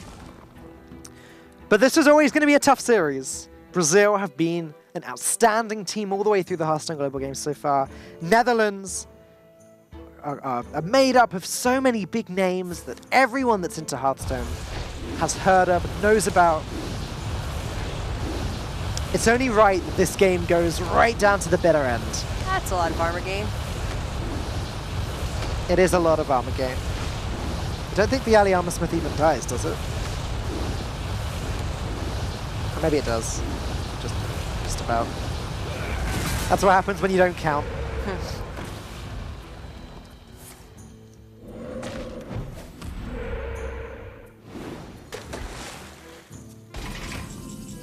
There's the Storm Guardian, but a little bit late. It's okay. It may eat up 2 shots from the Ragnar's hero power. That's something it does have the potential to do. In fact, the wider Brazil's board gets, well, the sooner Tyler will brawl and then just win. So I just cut that thought just small. There's another Storm Guardian in the deck as well. Oh, there is. You're right. Actually, Loxodontus has a lot of resources now in the hand. It's a good amount of pressure, but one brawl just... Yeah, so he ruins needs it. to find the correct way of baiting out the brawl without wasting too many things. Maybe just the Storm Guardian plus 1 thing from below is enough here. Maybe that'll do it. Maybe he holds on to the things from below. If there is a... Hope that the hero power doesn't hit the Storm Guardian. Halazeal. If there is a Spirit Echoes in the deck, then Loxodontus is going to want to hit both things from belows with that. Yeah. You're going to want that mana tied around as long as possible. I mean, Tyler is running out of pressure other than the hero power. Loxodontus can hero power every turn. Yeah. I think it just is time for Tyler to pull the trigger, maybe. See what he gets from this slam. We saw both Primordial Drakes, correct? Yep, we did. We did not see the Direhorn Matriarch, however. So Curator would pull the Matriarch. Okay. Then No Malux. Tyler's getting Okay, he's actually... reasonably low on cards. Oh, he needs this 1 and 3. Missed it. The Mana Tide's the second best target, though. Yeah, it's okay. It doesn't impact the next turn at all. That's the only problem. As the card draw doesn't happen until the end of the next turn. Okay, Loxodontus. looking in a better position now than he was a couple minutes ago. 4 minions drawn really changes things. When that N'Zoth was just dealt with so easily, it looked like it was game over for him, but not yet. Might have to get a little bit lucky with a couple more 50-50s.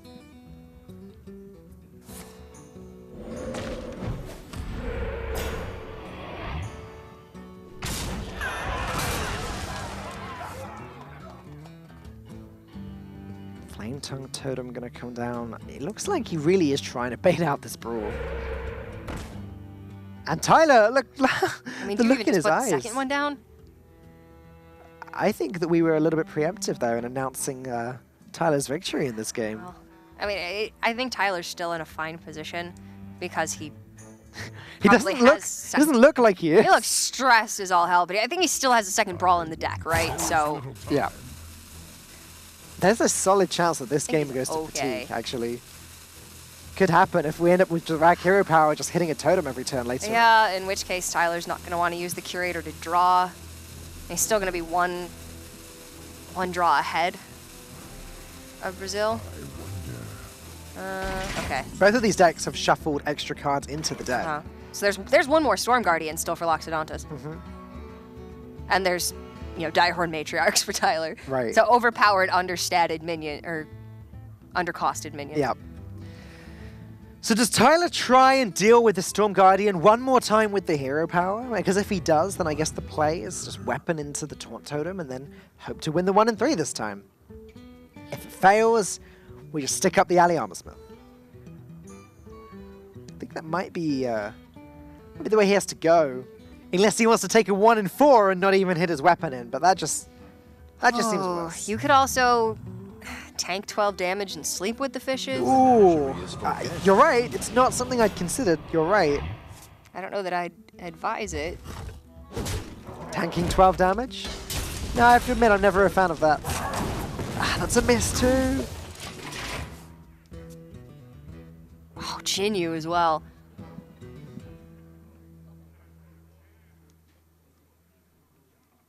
The Storm Guardian is now killed 2 minions, and it's still kicking. Yeah, and it's going to kill some more at this rate. Tyler, of course, still has the chance to hit it with the hero power, but it's just not happening. That hero power is just, it's got a magnet stuck to some totems. That's Taunt Warrior for ya. These games end up going very long because a lot of the time you just don't get the rolls that you need. Maybe now Tyler has to play the brawl. I think that's what Loxodontus just keeps saying. Well, maybe now he has to brawl. Yeah, and then afterwards he Maybe just if I says... expend one more resource, Yeah. he has to brawl. And afterwards he just says, here are my things from below. Things from below? Thing from belows? I think it's things from below. Things from below. It sounds right to me. Well, Harrison can't be played with the Jade Clauses up because you don't want Don't want to draw to those get cards. that much further into your deck than your opponent. Already down to 6 cards. Brazil still have 8 cards left in their deck. Putting Tyler down to 5 cards left is risky. He's going to go for it, though. He feels as though he needs another resource. Maybe an Execute is what he's looking for. He gets the second brawl. Maybe now he feels like he can pull the trigger on the first one. I have the feeling this turn he just hero powers again. I mean, he's been very consistent in that game plan. It hasn't been working for him yet. I don't know if he even swings the weapon, though. He just hero powers, then the next turn he can play the brawl. Still got 33 health remaining, Tyler, so not under any immediate threat just yet.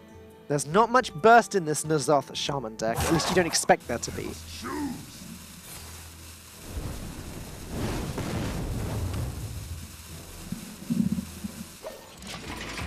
Just went face. There's the Oh, Spirit there it is. Wow. That's a good. Oh yes, my that's a goodness. good. That is a good. Holy, that's a good. Just drop both Thing from Belows, drop Halazeel, because why not? Do you ever overdraw? Well, if you, the more minions you play, Yeah, does it? you're emptying them from your hand anyway, Does so. it matter? Oh. You definitely don't totem, but you No. can't totem if you want to play Halazeel and the Spirit Echo anyway. And then this will surely draw out a brawl. Well, he can play the Flamesong Totem. Oh no, Not if you want Halazeel and Spirit Echo. the Overload, yeah. And maybe you don't need to Halazeel and Spirit Echo. What's he doing here? I think you want Spirit Echo on that Storm Guardian. 100%. Okay, so I'm wondering... Ah, okay, no, he's going to do it. I was wondering for a second if he was just trying to bait out the Brawl first, then play the thing from below, and the Spirit Echo, and then let the second Brawl take them out the first time, and then replay them a third time. This is just such a payoff. I mean, this is what Brazil has been waiting for this entire game. I cannot believe this is happening. It took until the bottom 8 cards of their deck to be able to find the Spirit Echo, but now that they have it...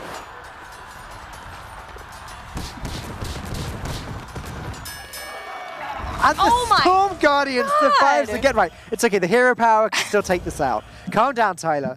Don't.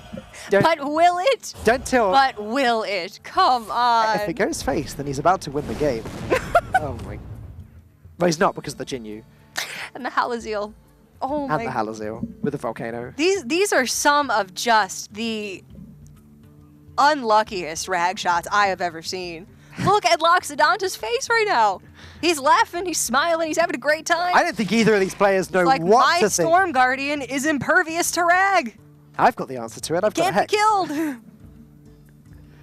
Jinyu just gonna quickly put Loxodontus back up to 14 health, way out of range of that one rag hero power. But if the next 2 go face from Tyler, yes, then that it can actually still end that way. and that sort of seems like that's where this is going. It's likely because there's a second Brawl in the hand, which can force maybe the second one to go face. He just needs to try and... one more from there, and you... I mean, Loxodontus can Halaziel Volcano if he absolutely has to. Heal for 15. Yeah, that's and true. then play 2 Thing from Belows behind that. Loxodontus is going to hold off these things from below, though. Going to hold off things from below. It's hard to say the plural of that card. It kind of is. It's definitely things, but I don't know why it's not as in... Hold on to the things. He's gonna hold on to the Yes, things. hold on to all the things that come from below. And wait for the second Brawl before he plays those. Sure, play the Stoneclaw Totem. No harm in that. And there's Execute. So he can finally take out the... Yeah. Now, Tyler, if he brawls, he knows exactly what's left in Loxodontus' hand. The only card he doesn't know about is the Hex, and I guess the Volcano, if he doesn't already have a read on that. So, does he want... Oh, he doesn't know about the Halaziel either, does he? No, he does not. No. It wasn't played with the Spirit Echo. So, does he want to just allow Brazil to play both things from below next turn? Things from below next turn. I'm not going to fault you for it. It's hard. Yeah, gonna do it. Gonna just try and get the rag shot in right now. Oh! Storm Guardian finally dies. For now, temporarily. There's still another one in the deck. Yeah, and one in the hand. Yep. You know, one in the hand is worth a bunch of rag shots. So one more rag shot to the face for Tyler. This game's actually over. But if Brazil can't actually play Halaziel plus Volcano this turn because of the Overload. No, they can't. So this actually is just going to be a percentage victory for Tyler here. Loxodontus has to go as wide as he possibly can. Totem, both things from below. The Storm Guardian. After all this, all the stress, all the rag hits, it's going to literally come down to a rag hit. A rag hit.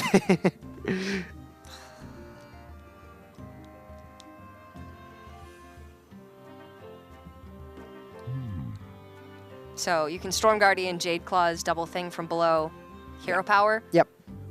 If you Jade Claws, that means that you can't Halaziel Volcano next turn either, but you just win at that point. So it doesn't really matter. Yeah, we put in, what, 5 minions on the board here? So 1 in 6 for Tyler. Oh, God. I don't want to be Netherlands right now. Not even a little bit. Wait, what if they were to draw a Ravaging Ghoul? They've got double sleep with the Fishes. Yeah, that would actually just be game, wouldn't it? Or a Whirlwind. Do they have any left? I don't know. I think they do. I think they have a Whirlwind left at least. I don't know. That's not it. Oh my goodness. Yeah, Revenge Double Sleep with the Fishes would have dealt with everything except the Storm Guardian. Yeah. Then Execute would have finished off the Storm Guardian. Hero Power going face. If they Direhorn Alley Armorsmith, can they survive? From what they know. Oh. Direhorn comes down, Storm Guardian goes in, Alley Armorsmith goes down, Jade Claws plus Thing from Below goes in, you gain Look at that. 4? No, he's... This is it. This is the end of the game. No, it's... I can't watch. I have an axe to grind. Is this going to go to game 5? Or is Tyler about to whiff and have Loxodontus take it away? Oh my god. It hits! Oh! It hits! He actually got it! Tyler gets the win against Loxodontus. We are going straight to game 5. Netherlands are still very much in the Hearthstone Global Games right now. Oh my god. Oh.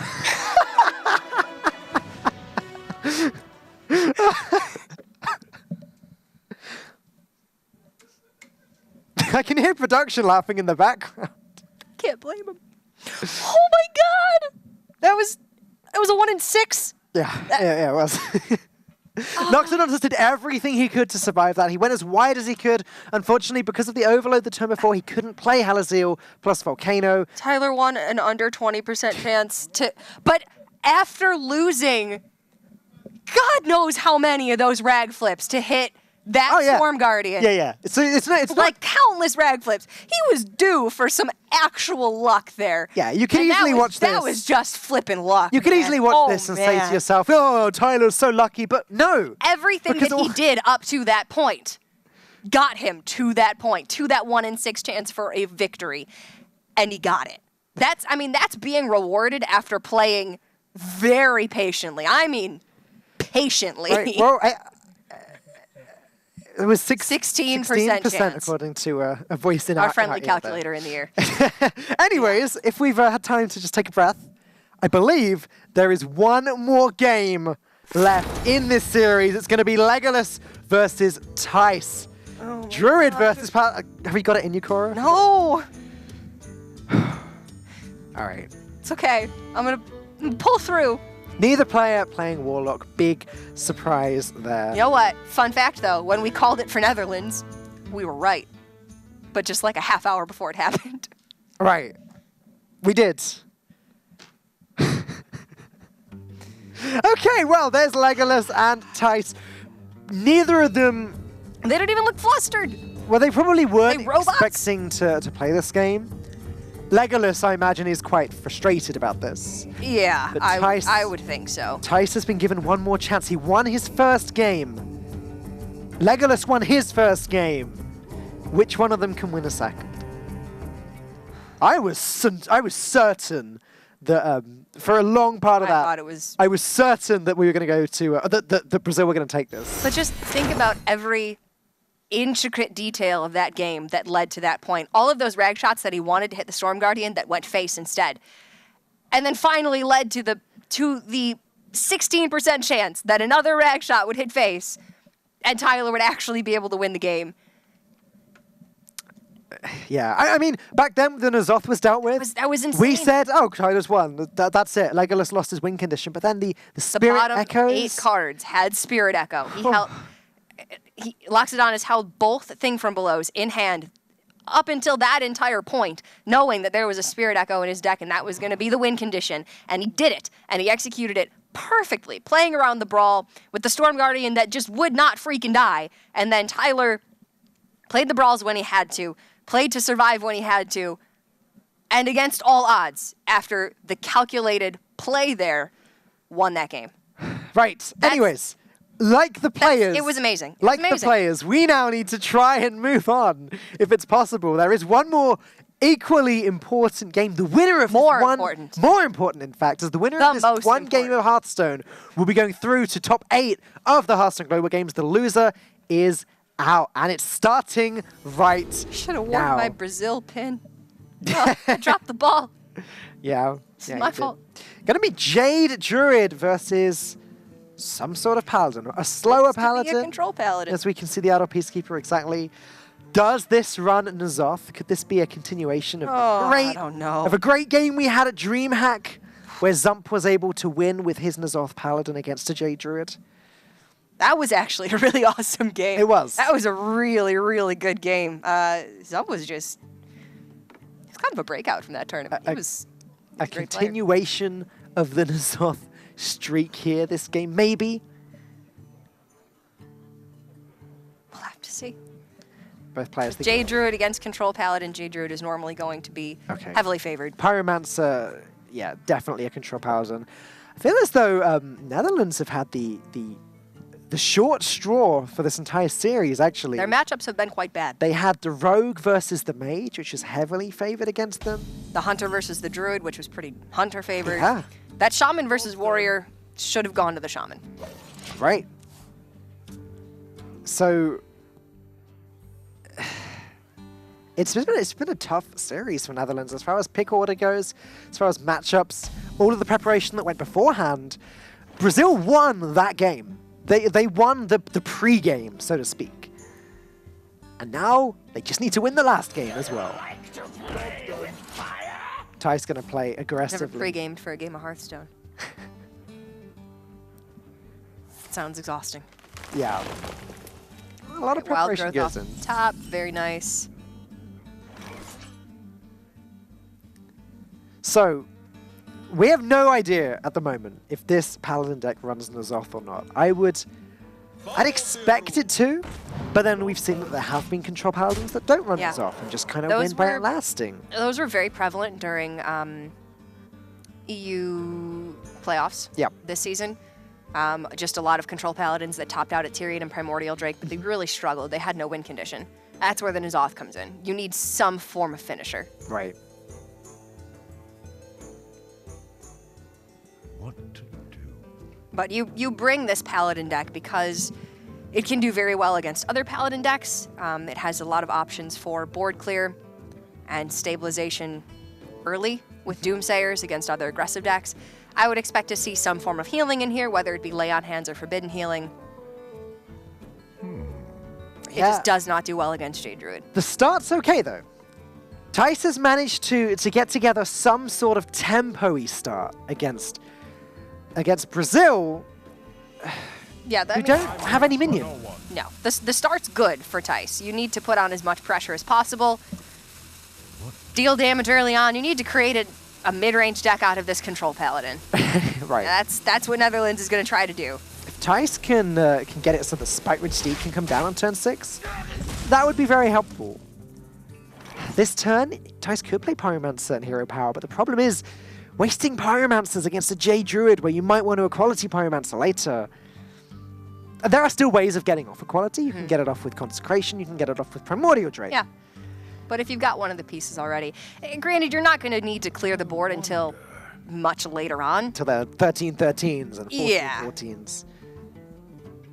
Psyche Patarim also very helpful in clearing up Jades.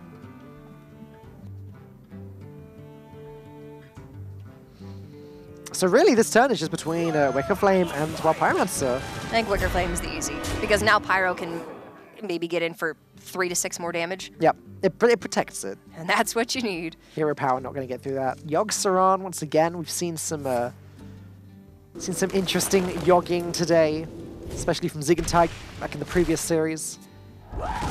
Pretty bad Yogg, followed by a pretty good Yogg. That was a fun time. Back in the time of Yogg. Well, Before it might happen. Ragnaros consumed all of my thoughts. It might happen again in this game. It's the Fire Festival. Ragnaros is allowed to consume your thoughts. That's true. That's true. Legolas is looking for minions.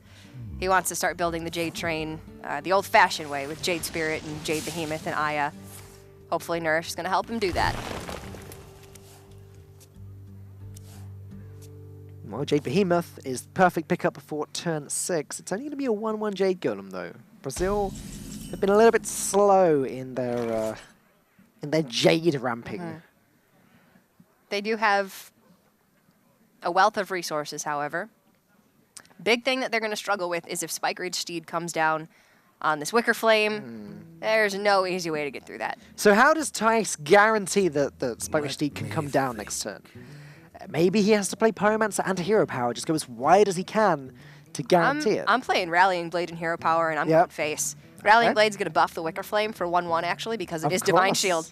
Something very You easy can to hit in forget. for 6 and put a hero power down. Oh yeah. You've sort of committed to this plan. You can't out-control the control deck. Can't do it. So well, even though the Paladin is kind of more of a control deck than the Jade Druid. Jade is like the control killer. It's the control killer. Yeah. You can't out-late game the Jade Druid. Do it this way instead. Rallying Blade and Pyromancer just create the biggest board you can. Again, Tice wants to guarantee that the Steed comes down next turn.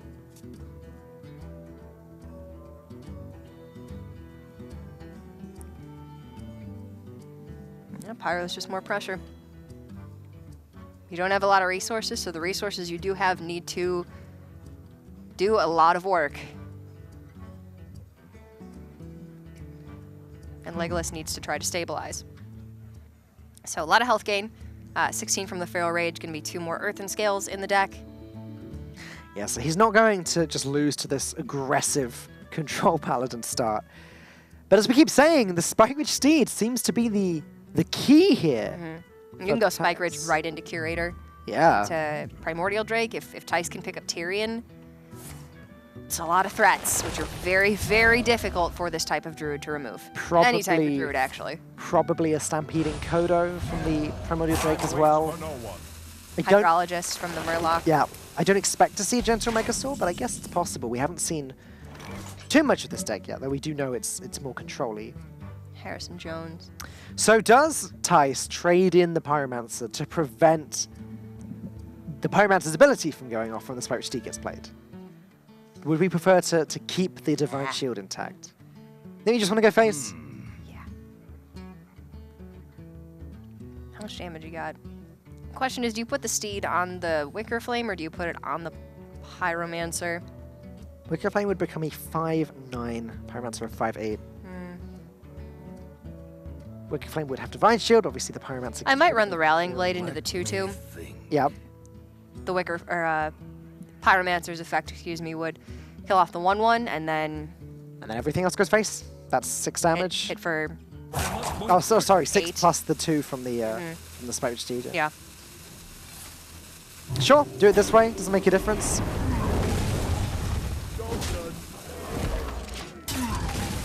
There's one wild Pyromancer. That's a fact. Legolas down to 13. Yeah, Legolas's health is low. This is not how you expect this matchup to go. Tice has played so aggressively. Importantly, Legolas didn't have the early game disruption, didn't have wraths, had to swipe a board of 2 minions.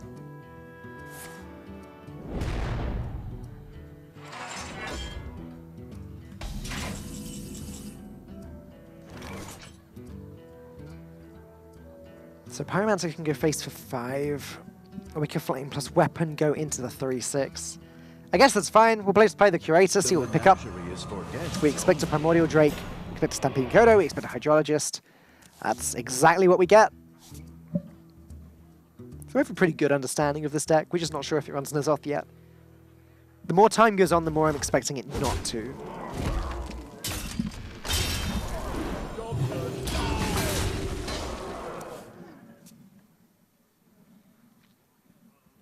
Fandral from Brazil there. Fandral into Nourish into Feral Rage is actually playable this turn. Yogg-Saron is playable next turn. Here we go again, Cora. Ay. Jade Idol, coin. Oh, sorry, Feral Rage, coin, Jade Idol, because why not? And then you're feeding the Yogg more. Or you could save the Jade Idol and the coin for Gadgetzan. Auctioneer. You could. Probably makes a lot more sense. No? No, we're going for a board, okay. All right.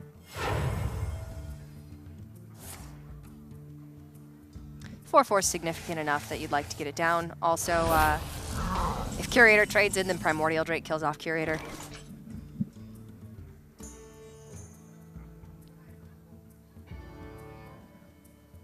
Okay. So True Silver Champion would be fine. Primordial Drake would be fine.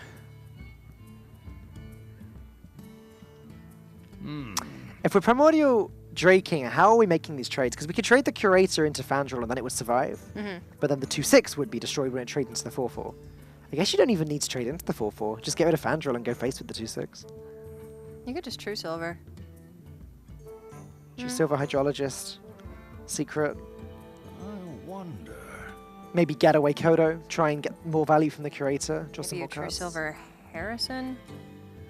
I mean, how? There's no mana There's for also that. been some significant value already gotten from Fandral. Like, you've seen 2 Feral Rages, you've seen Jade, And Idol, Nourish. you've seen Nourish. Are you really that worried about Fandral, or do you just continue going face? That's a good point. That's a good point. I don't recall if we've seen a Wrath yet or not. That's one of the cards to think about. But yeah, Hydrologist, Secret, Harrison going to come down. And it looks to me like everything was going face there. This is consistent with their game plan. Yeah, Tice and Team Netherlands have come into this game with a very specific game plan. And they're sticking to it. Looks like we may have to see a Yogg here from Legolas. Primordial Drake is okay. It doesn't look like it does quite enough. But who knows what Yogg will do. I mean, Primordial Drake, you run the Golem into the Curator, Fandral Hero Power into the Stegodon, then Drake comes down, clears off 3 minions, leaves a 5/2. It's okay. Okay. Yep, you're right. That's actually not so bad at all. And Tice is going to struggle to get rid of this Primordial Drake. Primordial Drake is just a card that most decks seem to struggle to deal with. We talked about it with Priest earlier, but it's not just Priest. That 8 health is... it's a big wall.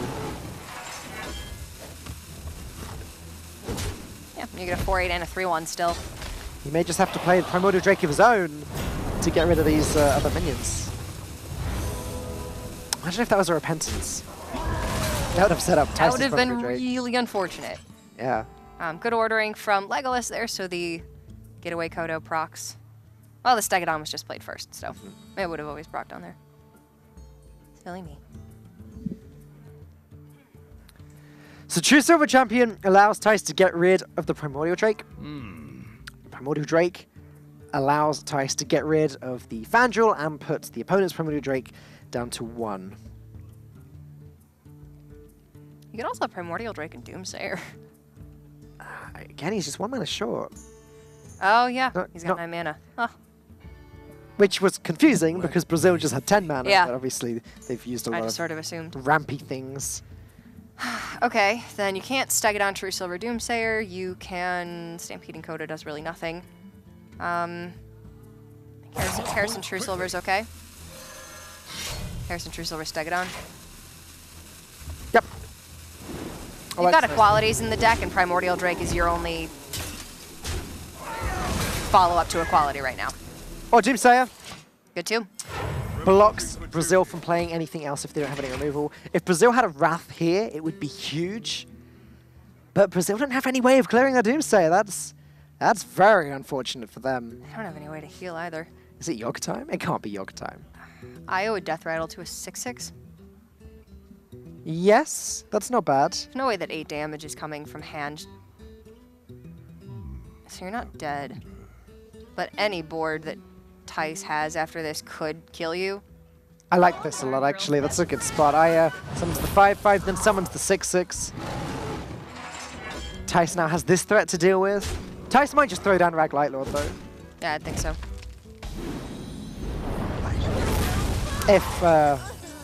If Brazil couldn't deal with the Doomsayer, they probably won't be able to deal with Rag Lightlord. Seems like some sound logic to me. Primordial Drake is fine too, and then the weapon deals with the 6/6. Gonna just go with that. Can even put down Hydrologist. All right, sure.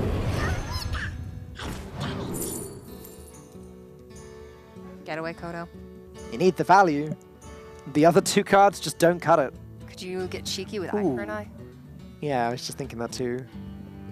Jades are on 7/7 moving forwards.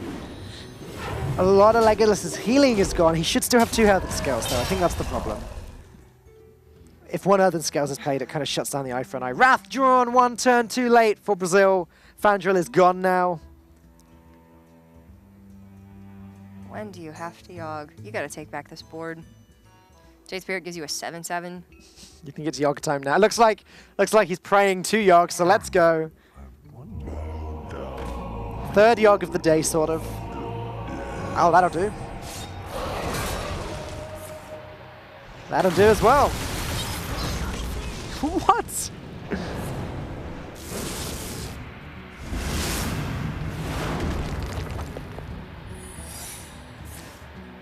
Oh, Okay, so it wasn't... that's a little bit disappointing. It wasn't completely mad then. Well. Tice for a second was just thinking to himself, this is not how I want to get knocked out of the Hearthstone Global Games. Unfortunately, I'm not sure which Hunter secret that was. No, we do not know. If we get word, we will, of course, let you know which one it is. I wonder.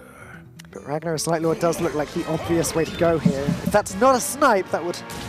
Oh, it is a snipe. There you go, we got word of what it is. It's a snipe. And Getaway Coda on Rag Lightlord's not bad either. No, it's great. Big threats are very difficult for Druid to deal with. They have to go through them with minions. Okay, Behemoth Jade Spirit actually is...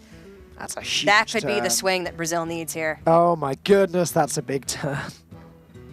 Not only does the Jade Behemoth block the Ragnaros Lightlord from hitting the face, we get a 7/7 and 8/8 Jade Golem.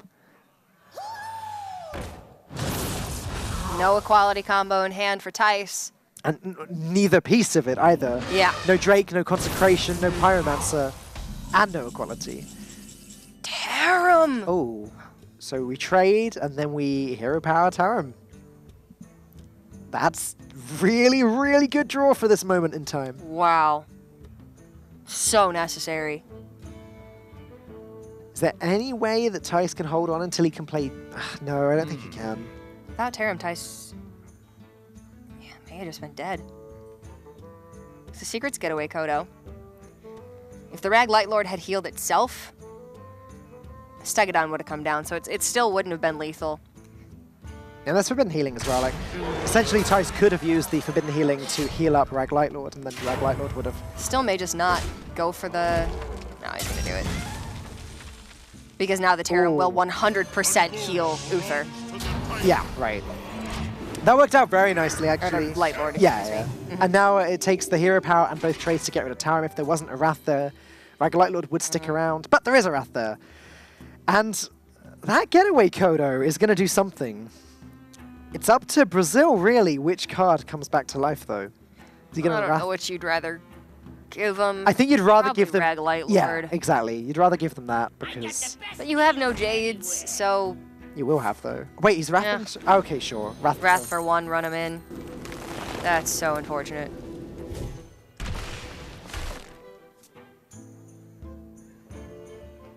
Legolas looks... I don't think he's happy. Oh. Okay. Rag Lightlord sticks around another turn. Tarim goes back into Tice's hand. This is turning.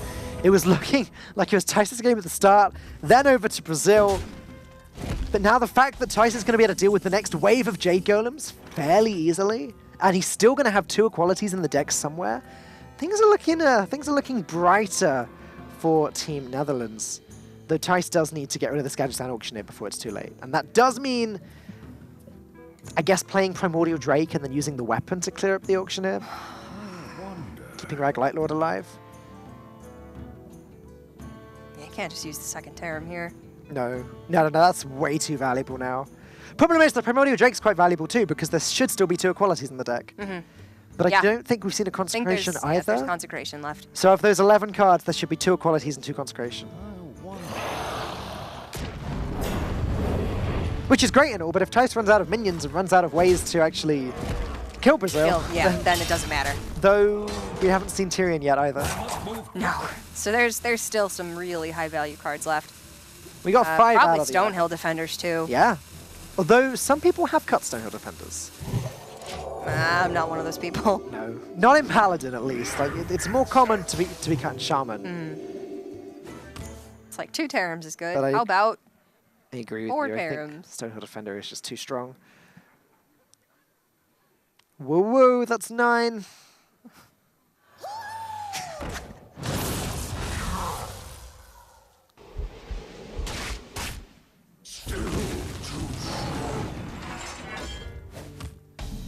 So there's still 3 copies of Jade Idol in the deck that Legolas shuffled with that Fandral. Yes. He's looking for those with Gadgets and Auctioneer. Yeah. That's what you want. You want Gadgets and Auctioneer into endless Jade Idols. Yeah, unfortunately, Legolas only going to have 4 mana even when that happens, which isn't the... it's not a huge amount of Jade Golems. He knows there's a Tarim. He knows there's 2 equalities. If there's still an Idol Peacekeeper in Tice's deck, which there may well be, he did play one very early, Yeah. but if He there is still tempoed one... early on. If there is still one, he's going to want to hold on to the Stampeding Kodo to just kill a Jade later, but otherwise, this is a good way to go. Just get rid of that 2-3 and put up a second taunt and just keep smacking the face. Tice is so close now, but 1 Earthen Scales would shut him down.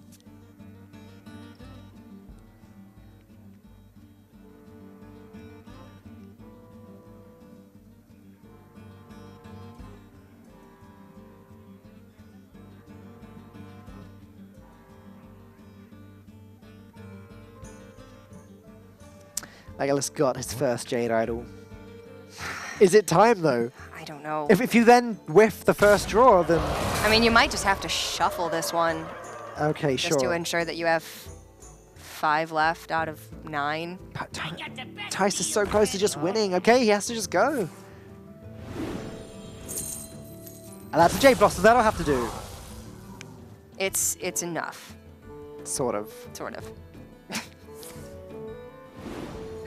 Oh, he's so unhappy. Oh, there's Innovate. There's Innovate. All right, slow down, slow down. For no one. All right, and there's Okay, Earthen he got Earthen Scales. Scales. Oh, Wow, boy. Suddenly, this looks terrible for Tice. One more time. There's Oh the my Jade God. Golem. The Jade Idol. I'm almost out of cards. And there's another... Oh, and this one's being shuffled, of course. Got to play And that this next. is one of the craziest series I think I've ever seen.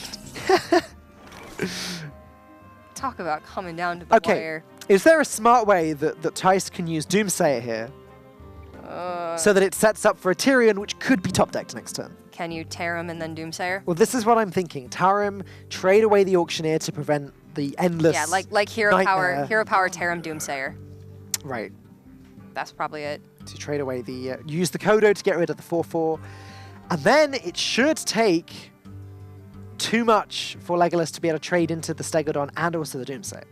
And I'm thinking that might just be Tice's best bet now, to hope that his next draw is Tyrion and try and get some tempo back that way. Okay, he's done it slightly differently. This actually makes more sense. It keeps the Stegodon alive too. Yeah. Oh, he's actually... Okay, he's not played the Doomsayer. Sure, okay. That's fine too. You, I guess, don't want your board to die, but you know that crazy stuff's coming out from the Jade Idols this turn. You just have to. I think I still would have liked to see Doomsayer here. But Consecration still in deck. Equality Consecration is still a huge Yeah. threat. The problem is that You combination... need time. That combination can't be played with Tyrion. That's the problem. Oh boy.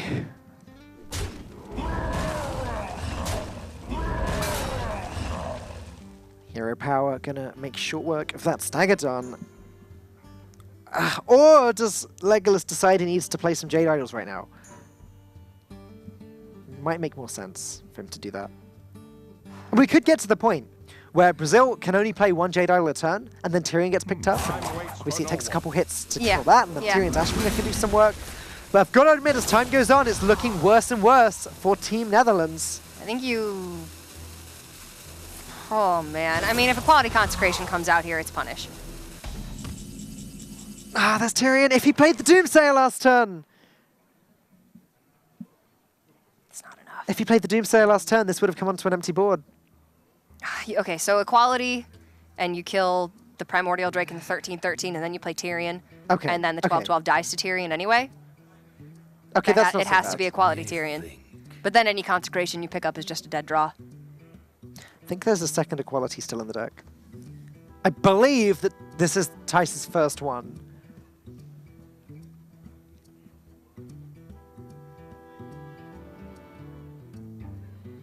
Well, there you go. Step 1, play the Equality. Step 2, play Tyrion. Put your faith in the light.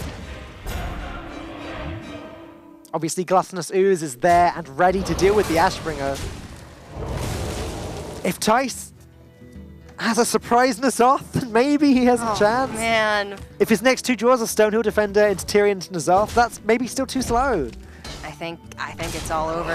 The Gluttonous Oost cut down the Ashbringer, and then the Jade Idol for a 14-14 here.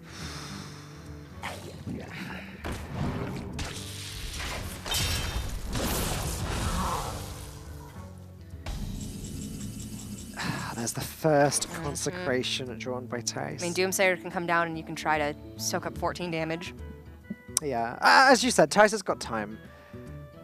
And then you hope that you draw. If the next draws an equality, then Yeah. that buys him a little bit more time. The last 2 cards in Legolas's deck, are they both just Jade Idols? I honestly lost count of. I feel like times we've to only shuffle. seen one Earthen Scales.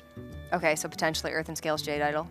Like, you could be right. It's either Earthen Scales Jade Idol or double Jade Idol. It's one of those 2 combinations. Hopefully someone on Team Brazil has been keeping track. I wonder. On the line for these guys. This is it.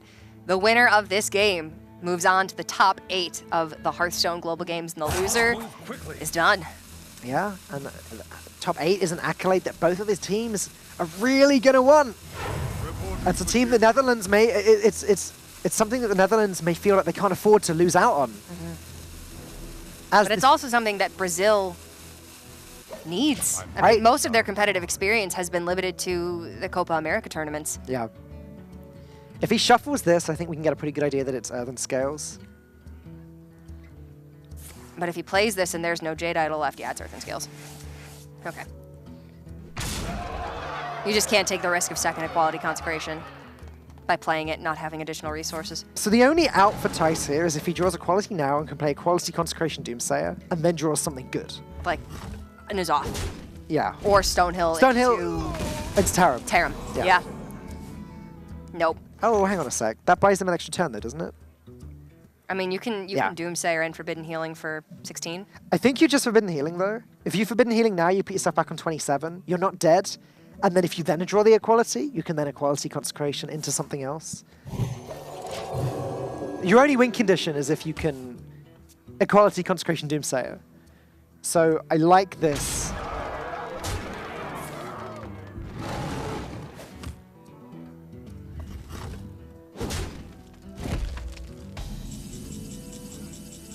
Spike Mage Steed buys Tice another turn. Yeah. Steed on the Doomsayer. No, you can Steed the dude in Doomsayer. Yeah, that's right. It's better. Buys him another turn so that, again, if his next draw is equality, then equality, Consecration, Doomsayer, into whatever else. But with only 5 cards left in the deck, given that one of them is an equality, and I think one of them is still a Consecration. You can remove, but you need to win somehow. Yeah. And Legolas is never fatiguing. No. Doomsayer does go off here, actually. So any big minion that Tice gets now could be the Stonehill Defender turn. Though he'd have to draw the exact right card.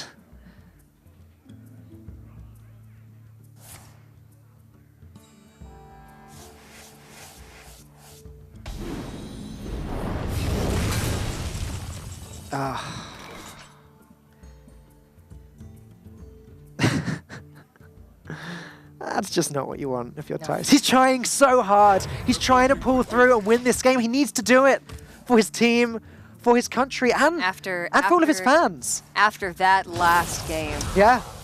With Tyler pulling through in such a clutch moment.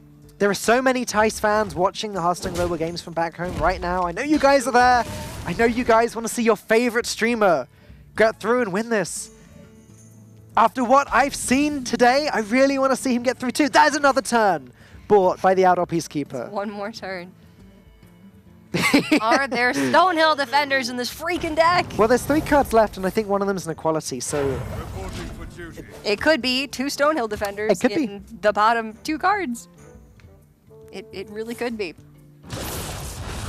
Would 2 more Terrams be enough? Maybe. Consecration, Equality Consecration into Stonehill Terrarium.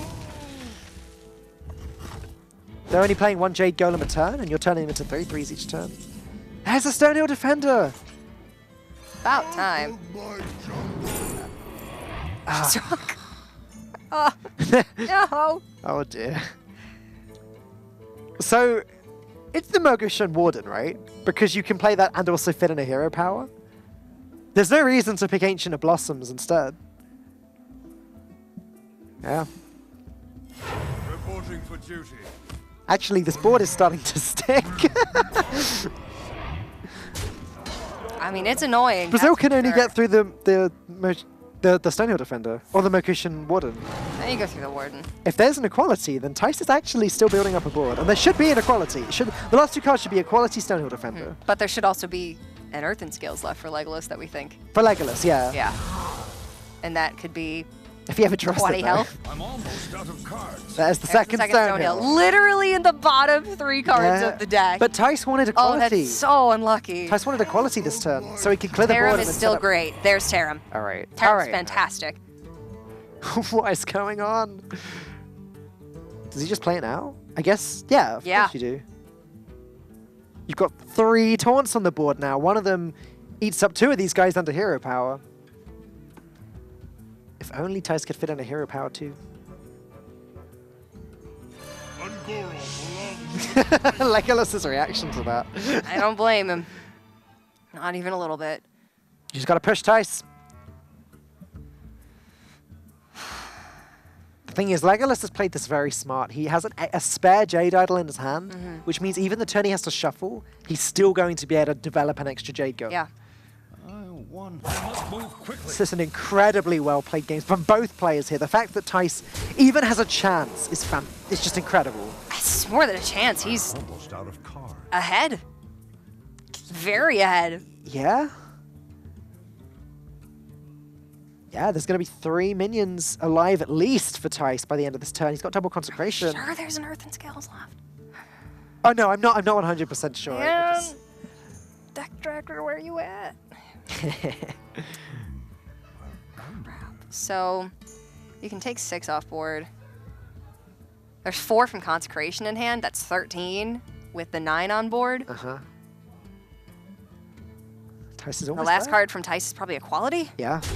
So if this board goes, Brazil wins. will win. Oh, Brazil will win. If they can clear this board. All right, sure. If if they have Earthen Scales and they Oh yeah, pick if they it had up. that scales, sure. Because Equality Consecration just clears Legolas's board, leaves Tice with. So you can't shuffle this because you need Earthen Scales if it's your last card. Yeah, there's Equality Consecration. I'm glad we were able to track that. Yeah. Oh. I was like, there's Stonehill Defenders. You're like, there's Equalities. Wait, That's that's just just lethal. Okay. Oh God. What an incredible series! So many unfavored matchups for the Netherlands, but they were able to take it away. And Cora, I know that's your team out, God. but you've got to be happy about this result after what we just saw. I mean, I'm incredibly happy for the Netherlands there. They deserve this just as much as anybody else, but man, you gotta feel bad for Brazil after this one. They took a beating in the last 2 games that were theirs to win, and it's not even anything that they did. That series has completely wiped me out. I cannot believe the comebacks. Just all of the way through that series. The Yogg wasn't able to do it. Let's take a look one more time at what just went down. That was insane. Alternating wins all the way through that match. Liamain taking game 1, then Tice, then Legolas, then Tyler, and then Tice one more time. Like the last 10 minutes of that Druid versus Paladin, I was like, okay, I can breathe a sigh of relief. Brazil has this. There's no way that they lose. Let's talk Team Netherlands. One draw, Let's one see how point of they're- Hey, Tyler. Hey. Firstly, congratulations. That's one of the most That intense was series of insane. Hearthstone that we've ever seen. Yeah, I don't know what just happened. Like, we all have no idea what just happened. You had some, I think, unfavored matchups all the way through that. How were your team feeling throughout that series? Like going in when we knew the pairings, we were already feeling really bad because we kind of had a feeling that we had all the bad matchups. So Yeah. it felt pretty bad, and then we really wanted to take the Druid versus Hunter. I think Jade Druid versus Hunter is not that bad of a matchup, but they just went like coin high main into high main, so then at that point it was basically over. But yeah, after we took that one, we were already fighting from behind, and then we got it back to 1-1. That was expected with the Shaman versus Rogue. Right. And then we went 2-1 behind with the Rogue versus the Mage. Rogue versus Mage. That was also expected. And then we knew that we probably had a good matchup with the Warrior versus the Shaman. But then that game was also insane. How it ended. And yeah, that last game. You're 1 in again, 6, yeah. we went into like a very unfavorable matchup because we didn't run this off. Honestly, like when we scouted them, we were hoping for a bit more aggressive lineup, but they kind of got us there with Right. And this was going to be my next question for you. You said to me yesterday that you've noticed some patterns with Brazil. You're going to try and use that to your advantage. Like we noticed they would pair the same classes pretty often. And we would also notice that they played pretty aggressive decks, and like we kind of expected them to play Hunter again. Like they do that a lot, the Hunter with double flare. So we tried to like build our lineup around that, but then it just ended up not working out with the way the matchup paired. Well, it ended up working out in the long run. I have to ask. The 1 in 6, after you just got repeatedly beaten down by rag shots that would not kill that Storm Guardian. How did that I mean, we missed like 5 50-50s or something. And then at the end, we had 3 cards in the deck, one of which was Whirlwind. One was you were right. Yeah. And one was a useless card, I don't remember. So like it was a 1 in 3 to get the Whirlwind to get a full and guaranteed win already. And then when we missed that, then yeah, that's be the 1 in 6.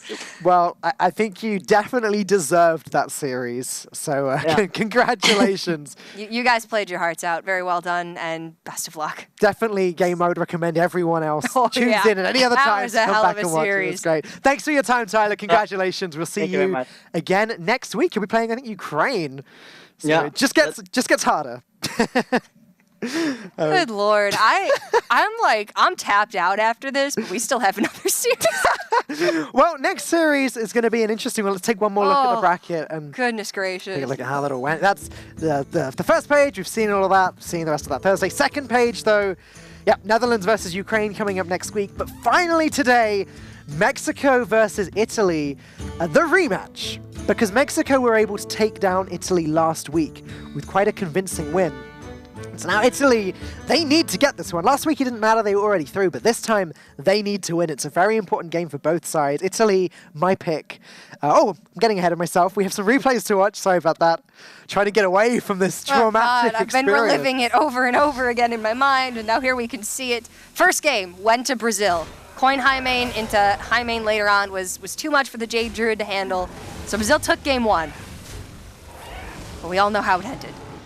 It was just stressful. Game 1 was very long series. Game 1 was fine. Game 1 was normal. It was a little nuts.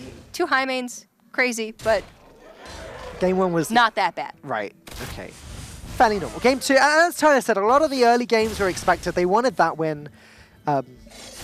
This game, I think he said that this win was expected there. Yeah, obviously. Shaman against Rogue. Got the early Bloodlust. Okay, again, normal. Miracle Rogue, but nothing too crazy here. You're like, oh, Miracle Rogue. That's fun. Unusual. But the Shaman got the win. Yeah, next game was fine too. It was the Rogue versus the Mage, which you expect the Mage to win. Yep. The Mage won. It was a good fight from Theo, if I remember rightly, with the Kabbalist tone. There was a lot of fun stuff in this game. It went to Fatigue as well. A lot of card generation. Pretty crazy. They had that ice block, but it went to Fatigue, so it didn't matter. Had to sign Auctioneer during all the cards. So Brazil got this one. 1 up 2-1. At this point, Legolas was looking happy. He was like, oh, we got this. And this is where it got weird. Then game 4 and 5 happened. We had the N'Zoth Shaman versus the Quest Warrior. I don't even know how to describe this game, Cora.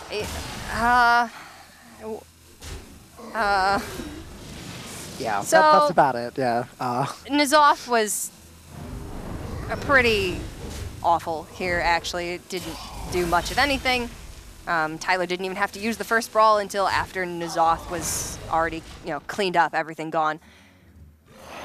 It's when Sulfurous came online that things got a little weird. And if you didn't catch this game, I would encourage you to go back and watch it. Yeah, maybe watch game number 4 of this series. Maybe mute the broadcast so you don't hear us say that Tyler won it way before he did. But just absolutely go and Hey, watch we the weren't wrong. series. We weren't wrong. Tyler did take it away, but like we thought that Brazil had it, then we thought Tyler had it, then we thought the Loxodontus had it again, and finally Tyler. And as we said, there was a whirlwind in the deck, double sleep with the fishes and execute. If you picked up the whirlwind from this Game one in was just 3, 100% won, but I think he picks up Bloodhoof Brave here. yeah, that's right. And he had to rely on there it is. He had to rely on this 1 in 6. Loxodontus is like, yes, I'm about to win. Brazil are about to go through. Not so fast, Loxodontus. We're going slow motion. All right, there it is. Loxodontus' reaction. Heartbreak and elation, all in 2 cams. Yoxaron from Legolas. This was a good Yogg. This was a Yogg that Yeah. did some work. It wasn't like extreme good like the one we saw earlier. No, it did kill it was itself. like middling. It was 10 mana, clear the board. It was Deathwing minus Yeah. the minion that lives. Yeah, and that was a snipe as well. Yeah. If that had been a freezing trap, if the Yogg hadn't died, there's just so many little things that could have changed this series. But this Tarim was game winning. And again, watch This this. is what did it. Watch this game if you didn't watch it. If you've only just tuned in, go back and watch this. Oh boy, the way Ty's Double played this though. consecration. The way he played Pyromancer on turn 2 into Outdoor Peacekeeper on turn 3, trying to get that damage through, we still believe there was We Earthen are Scales. pretty dang certain there was an Earthen Scales as that last card. Brazil needed to shuffle every time they shuffled Jade Idols to have infinite Jade Idols, and you saw they got up to 18-18. That's insane. But just one draw, 1 point of health, anywhere in there for either of those teams could have changed this series dramatically. That's one for the record. Right, boys. we are going to need to go to a short break now just to catch our breath after that series. But next up, it's going to be Italy. My pick to win the whole thing versus Mexico. Your pick's been wiped out. I'm sure that you're going to want to see my pick wiped out now just as much. I'll think about it later. We'll be back in just a few moments.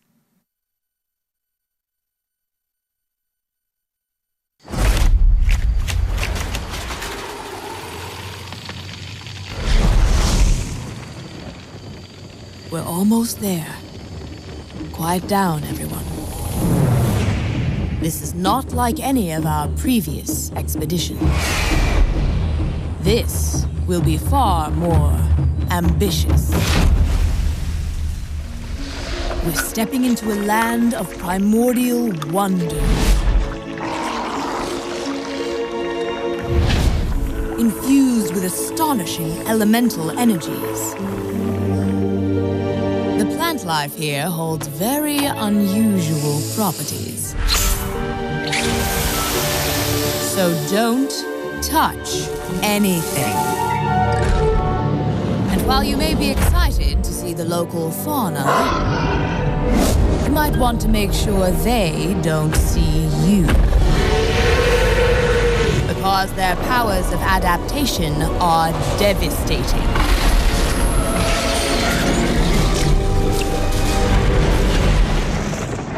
Make no mistake, we will be tested at every turn. But if we stay on our guard, we might just survive. Now then, are you ready? Then let's journey into Ongoro Crater.